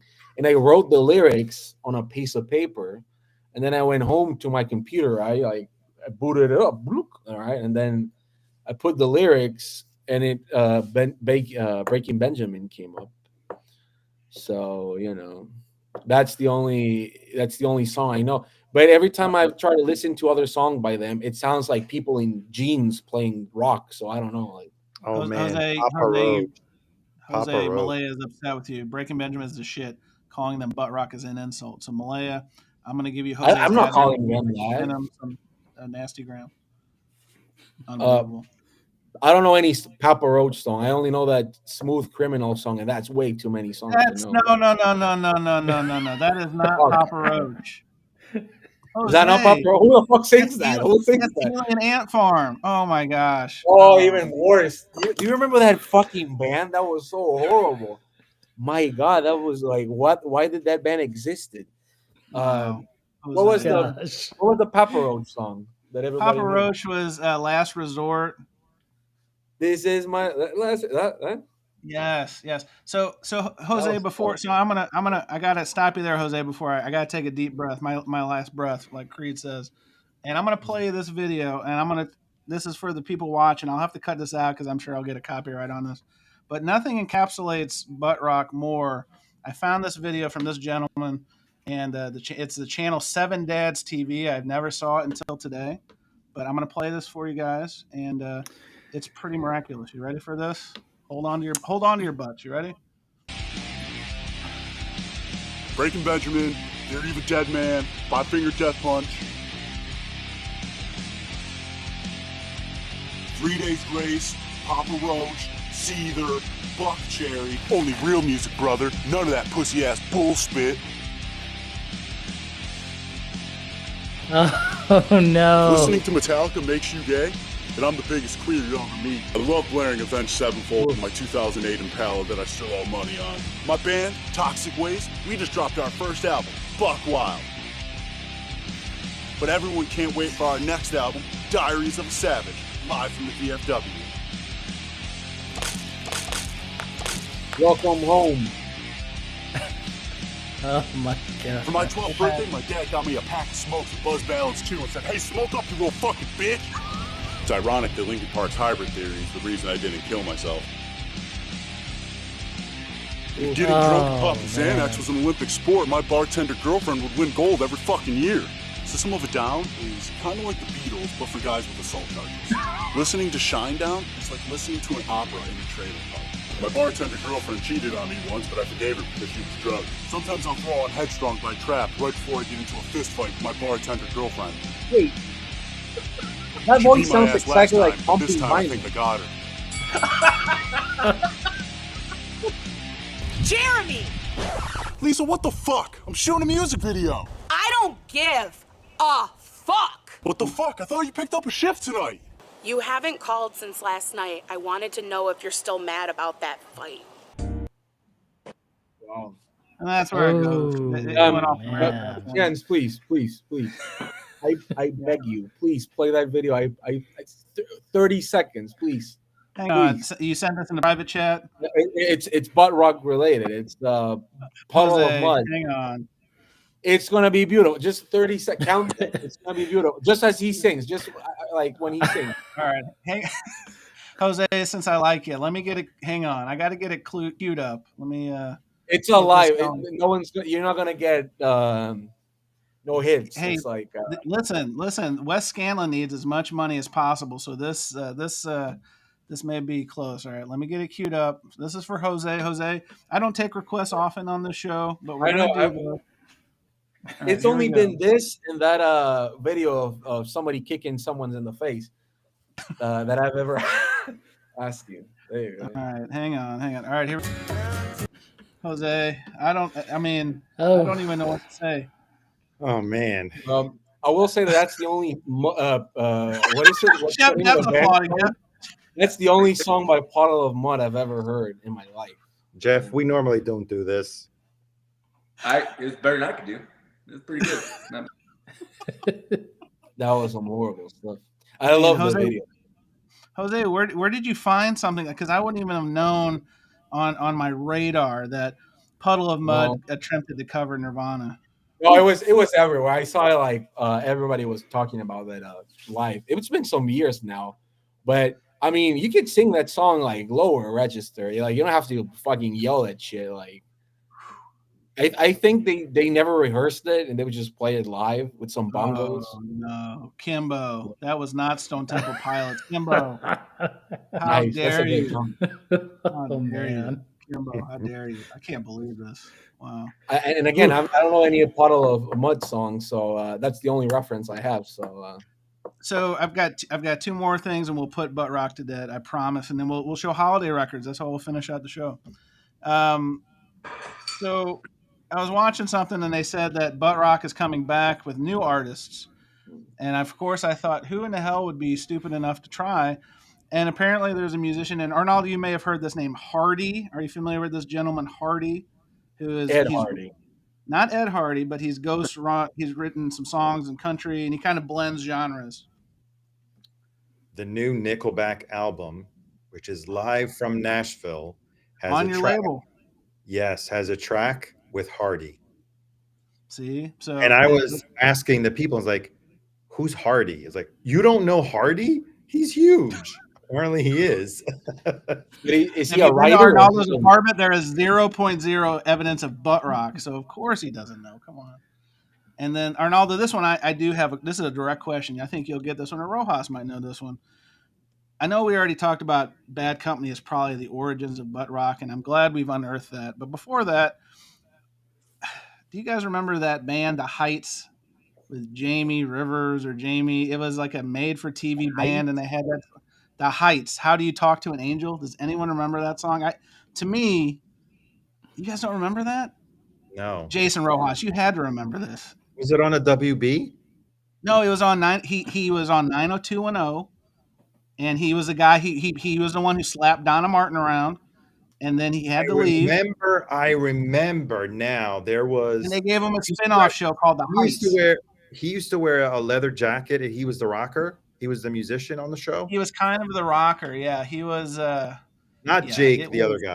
He was a boyfriend of. No, he was hang on. No, you're blending Melrose Place and 902. Jake Hansen was on Melrose Place. Arnaldo, if you really want to see how ridiculous I am, I know all this nonsense.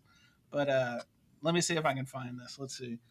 And this will wrap us on the Buttrock. I mean, this literally went longer than I could have ever imagined, and I don't think we'll ever talk about this again. So I think that okay. So I gotta hang on. I gotta do the survey because I don't pay for it.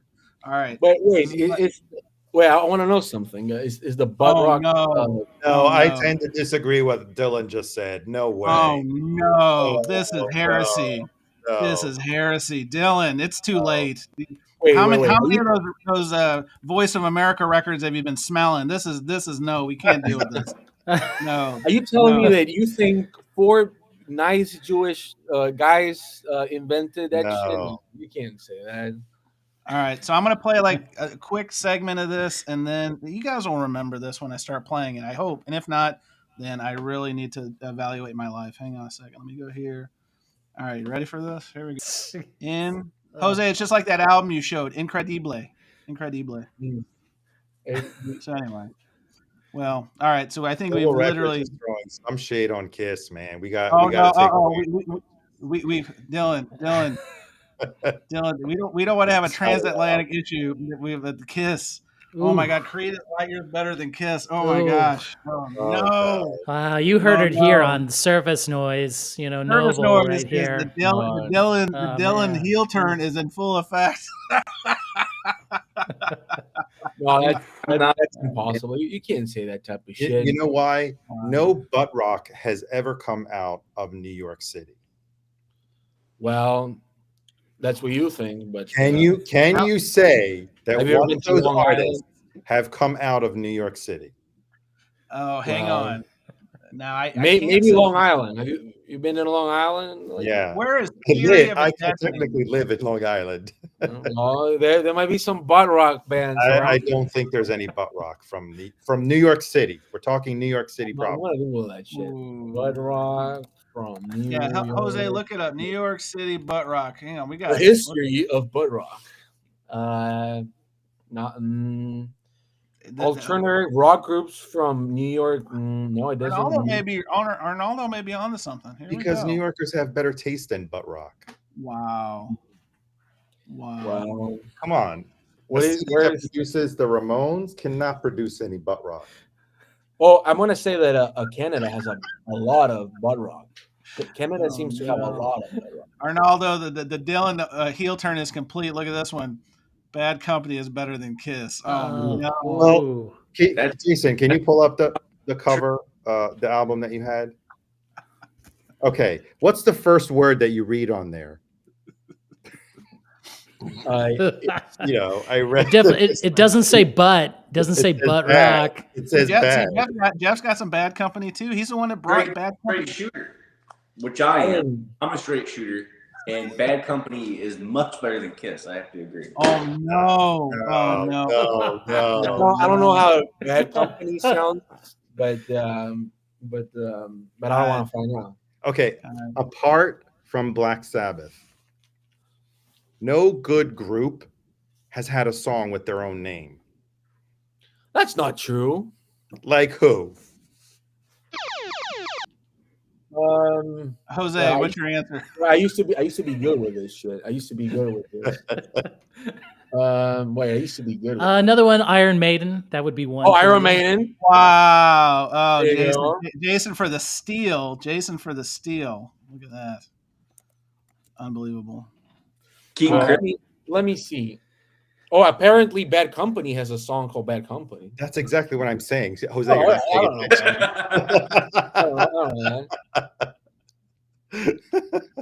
Well, I don't know, you know. Wow. All right. Well, guys, why don't we show a couple holiday records and save this live stream from being the Butt Rock Invitational. Jeff, you got any holiday records to show? Maybe onesie twosies? Well, everybody's been messing up all the, topics tonight. True. I'm going to continue with that. I thought we were just showing new acquisitions. Oh yeah, I tell you what. Jeff, you're the guest.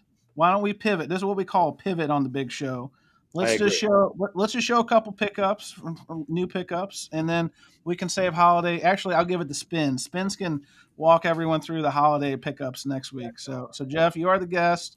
Show us a couple of new acquisitions, and let's go. All right. So almost all of these I got like today or a couple days ago. So these are very, very fresh. Like so fresh I haven't even put my own sleeves on yet. But this is David Bowie. This is the first U.S. press, 1969. I love David Bowie. I think he's one of the most influential people out there. And I did not have this record. And I love Space Oddity so much. And I've been relegated to listening to Space Odyssey on Spotify, unfortunately.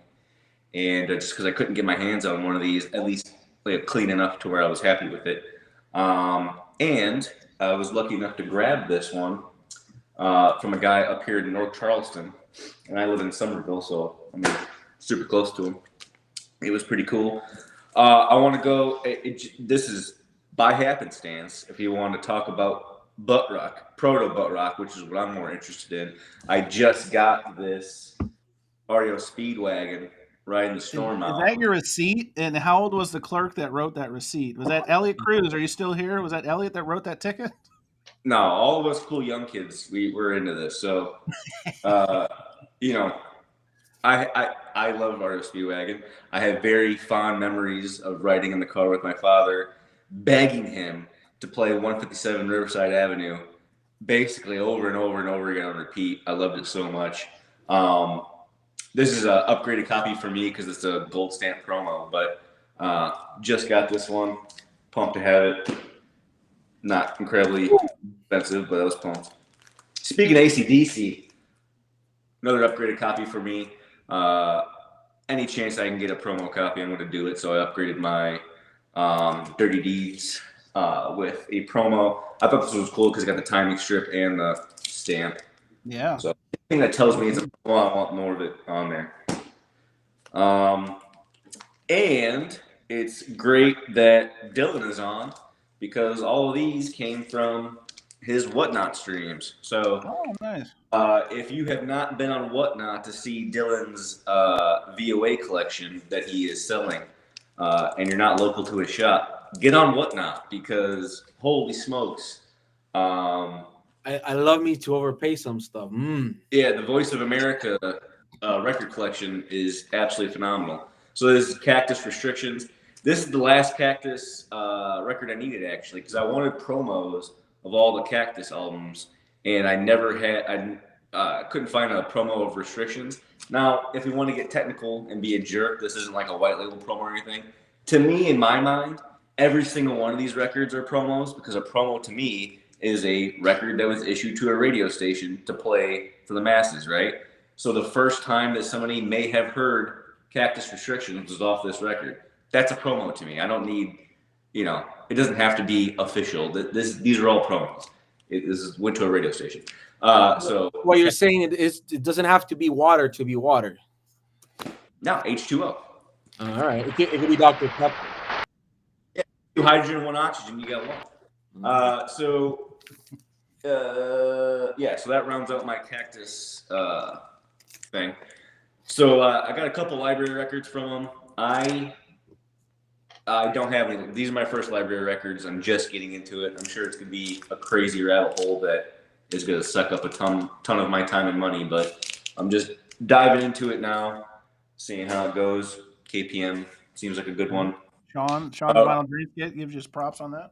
Yeah, Rare Bird. I didn't have this one. I know the UK version is like a little rare and has like a different cover art to it. It's actually cooler, but I'm happy with this. I didn't have that, so. And then it's just part of history. So, I got this Led Zeppelin Coda album with the VOA collection. Anything I get, even if I already have it, I just want a little piece of the history, So that's my recent acquisitions. I dig it. Good stuff. All right. Who would like to go next? I am opening up the floor. New pickups. Jose, you've got your finger up. Are you ready?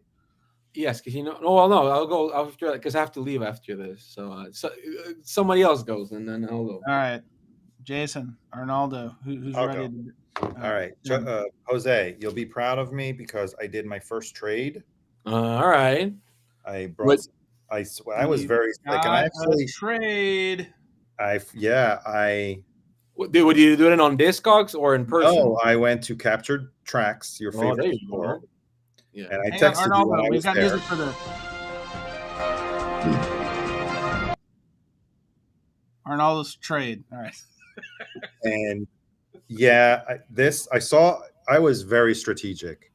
I was looking at their Instagram and saw that they posted something that I've been looking for, which is Surferosa, the UK first press by the Pixies. And I gathered together a bunch of records, a lot of records, to add up to this, as well as I found this in the used section, but it was actually new.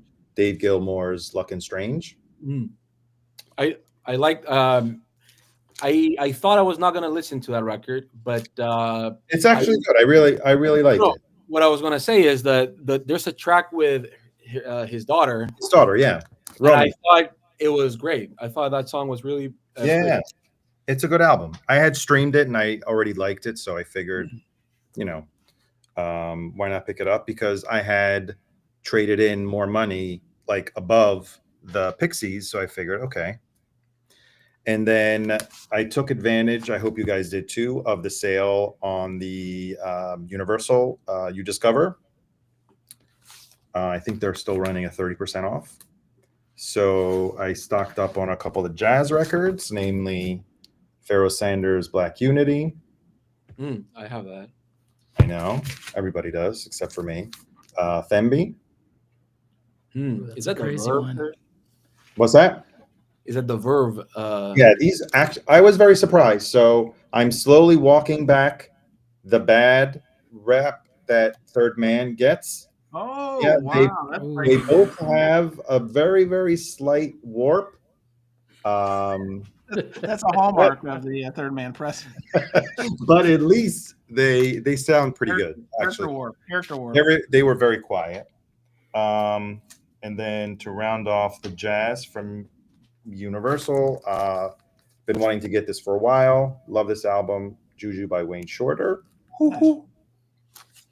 And Billie Holiday's Body and Soul. And for those of you who are not in on the secret of Barnes & Noble sale, We've go got breaking news. Take this, Westman viewers. We've got a breaking news here. Let's go.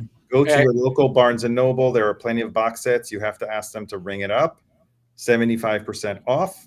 But flipping through the bins, you will find stuff at $5. And I found this Mars Volta. Oh, nice. That's the last one. Yeah, that's the last one. What? I like Mars Volta. What is this shit? Jose, are you over at the Westman show? Yes. How do you know that, huh? How do you know that? Jose, I'm everywhere. I'm everywhere. Right. I know where And then I'm part of still the Universal sale, I got this reissue, the Scissor Sisters, which for me, at the beginning 20 years ago, I used to call it a guilty pleasure, but it's actually a very good album. I love this album. Does that have the a Pink Floyd cover? Yeah, it has Comfortably Numb on here. All right. I used to have that single. Yeah, it's great. Cool. So yeah, that's all I got. Arnaldo, you're getting some praise from our friend Jefferson. He says that's a nice pickup, Arnaldo. Yo, you're welcome. Yeah. Can I show you one of the 75 off? Yeah, show us the goods. That is the good deal. Let's go. Haven't opened this one yet. I like that. I like that. Fragment. Okay. All right. I think that's one of the better bootleg series. Kevin, this is correct. I am observing the Westman show. I see they've brought George Borden out of retirement. So George. Yeah, I thought he was dead. I was writing that. Oh, no. George, my boy. Enter. The truce is over. Steve Westman has declared war on this program yet again. We are at war, guys. This is it was the Buttrock. It was the Buttrock that did it. I think the Buttrock. We lost some viewers, but you know what? We said worse. All right. Can I go? I have to leave after this. Yeah, Jose. I hope you never ask. Let's go. And it's better if I go because nobody gives a fuck what I show, so it's fine. All right, there you go. So this first shout out again, Chris Vinyl Piper. I'm getting a lot of Jandek records. So if you know this pretty looking fellow from back in Houston, Texas, this is what some people would call outsider music, which just means that it sounds like you're having nightmares at the same time you're having sex. But I think it's a. So it sounds like butt rock. Is that what you're saying? Oof, that you bet your ass. Boom. But this is Follow Your Footstep, which is I think the first song it's a little very Jandek-ish, but the other ones are very, bluesy-ish, a folky, dark, moody. It sounds like you just enter a cave and you're like, just there to have a good fucking scary, beautiful time. There you go. And then I got this. This is the second time I've had this record. This is if you like John Fahey, if you like guitar, no vocals, beautiful music and instrumental music. This is one of my favorite records from here, from Mexico. It's Rolando Chia. I'm working with him to reissue a record, and they're really hard to come by. And I'm just happy to have it. A guy that had it like in pristine condition. And the same guy, I bought this, which it's one of the weirdest covers I have. But this is Arturo Mesa, which is sort of like the Bob Dylan from Mexico, and he's actually playing here while I'm not here. But this is I heard that was no coincidence, Jose. His people apparently were waiting for you to leave. Yes, they probably were. But very incredible guy. This is actually one of the first records ever to be composed on a Mac on a computer back in the 80s here in Mexico. So I thought that was neat, interesting looking cover. He used to self-release everything. This is experimental music. The B-side is very crazy and has one song with beautiful poem that it's very interesting. I don't know what the fuck that is, but I love the fact that I don't know what it is. Their actual record's called Sweet Coradi, and that's and just so people think that I can show some stuff that it's not. I have this. I bought my second copy of Yo La Tengo, Oh, nice. which this is my holiday record that I was going to show, but I have to go. Oh, okay, fair enough. So I'm Jewish, so fuck Santa Claus. And this is a beautiful record, and I was going to show my Hanukkah record that has Jack Black on it, but I don't know where the fuck it is. So this is what I play. Wait, you weren't going to show the one with Adam Sandler?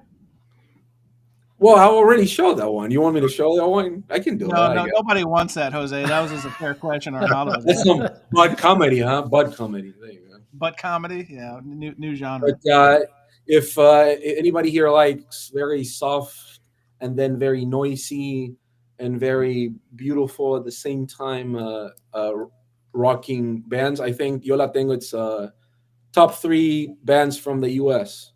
and fuck Bad Company. All right, there you go. Wow. Wow. Speaking of Bad Company, we'll just go there, right? Let's just go there. You know? Yeah. You see, that's called. What do you call that, huh? Segue. We call that a segue. Yes. So speaking of the fathers of Buttrock, right? This one, Burning Sky Tour, 77. This came out on Record Store Day in 2016. Jeff, what were you going to say about this? Beautiful. Look at this. Woo. Jeff, I think Jeff was going to make you an offer. Jeff, how much would you? That's at least $1. All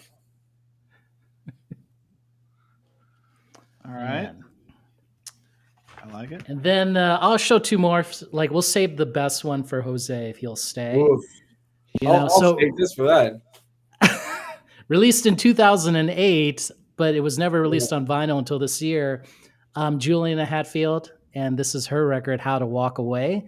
And yeah, some people say like she kind of ditched her alt indie cred here and she sounds like Sheryl Crow. Yeah, they're right. She does sound like Sheryl Crow, but I still love this record. It's like very mature for her. So this is Juliana Hatfield, How to Walk Away. Oh man. All right. And for Jose, are you ready? Wait, I don't know any song by her. What's her famous song? I don't know any song by her. You don't know? Like My Sister? You don't know that one? No, I don't know what that is. Oh, wait. You were born when? I was born in 2009. Oh, shit. That thing came out in like, what, 92? Oh, my gosh. Never mind. No, I was definitely not alive back then. No. And for Jose, from 1972, one of the lost Brazilian classics, a hint of psychedelia and tropicalia. It's Low Borges right here, 1972. Now, this thing is worth a lot of money. Like, it took me 10 years to get this. Beautiful. Jason's been saving for 10 years. Did you hear that guy saving? I know. Money? All right, beautiful. And this is, I don't know. Like, if you love that, what is it, that Nascimento record, right? The Club Esquina, you would love this beautiful record. Esquina. What label is that on? This is on the Odeon EMI label in Brazil. Yeah. Oh, okay. Almost everything in Brazil is Odeon or Philips. So you decided not to wait for the Rhino high fidelity version. Oh no! No, because they would have boosted the bass and the mid range on it. Come on. Wait, but come maybe on. it'll come out of the reserves. Oh, jeez. It will be like nobody knows what the fuck he's saying. It's Portuguese. Fuck that shit. And So- I boosted the bass. 10 years, right? I mean, man. Well, you I know. Look at that. is that Caetano Veloso one you have in the back? Is it a stereo or a mono? Huh? Hombre, it's only in stereo, hombre, this one. No. The Caetano Veloso. I already said it twice. This one? Yes. Is it a mono or a stereo? Hombre, por favor. We only get this OG in mono. Let's not play around. Well, funny enough, when Jack Black's label reissued that, Jack he put it Black. up When in- did he get a record label? Jose. Jack It's White. past bedtime. Wow. His albino brother, Jack White. Jeez. He put it up in mono. So that was nice. So there you go, nice. Do you have the first ever Caetano Veloso record with Sunday? What is it? It's just called Sunday. What is it? Right, and he's singing with Gal Costa. Do you want me to get it for Jose here? No, you can ship it my way. Yeah, go ahead. And Oh my god. Oh no. I'm always Por I'm favor. the record. That's what I'm. That's what I'm saying. You can not make me you don't have to make me Yeah, big. I'll go okay. get it for Jose. Get it. Give me There a you I'll go. show- That's I- it. I have a couple pickups, but I'm only going to show one for the sake of time. And I showed it to Jason before we started. I finally chased down a copy of the original Chet Baker and Art Pepper Playboys cover.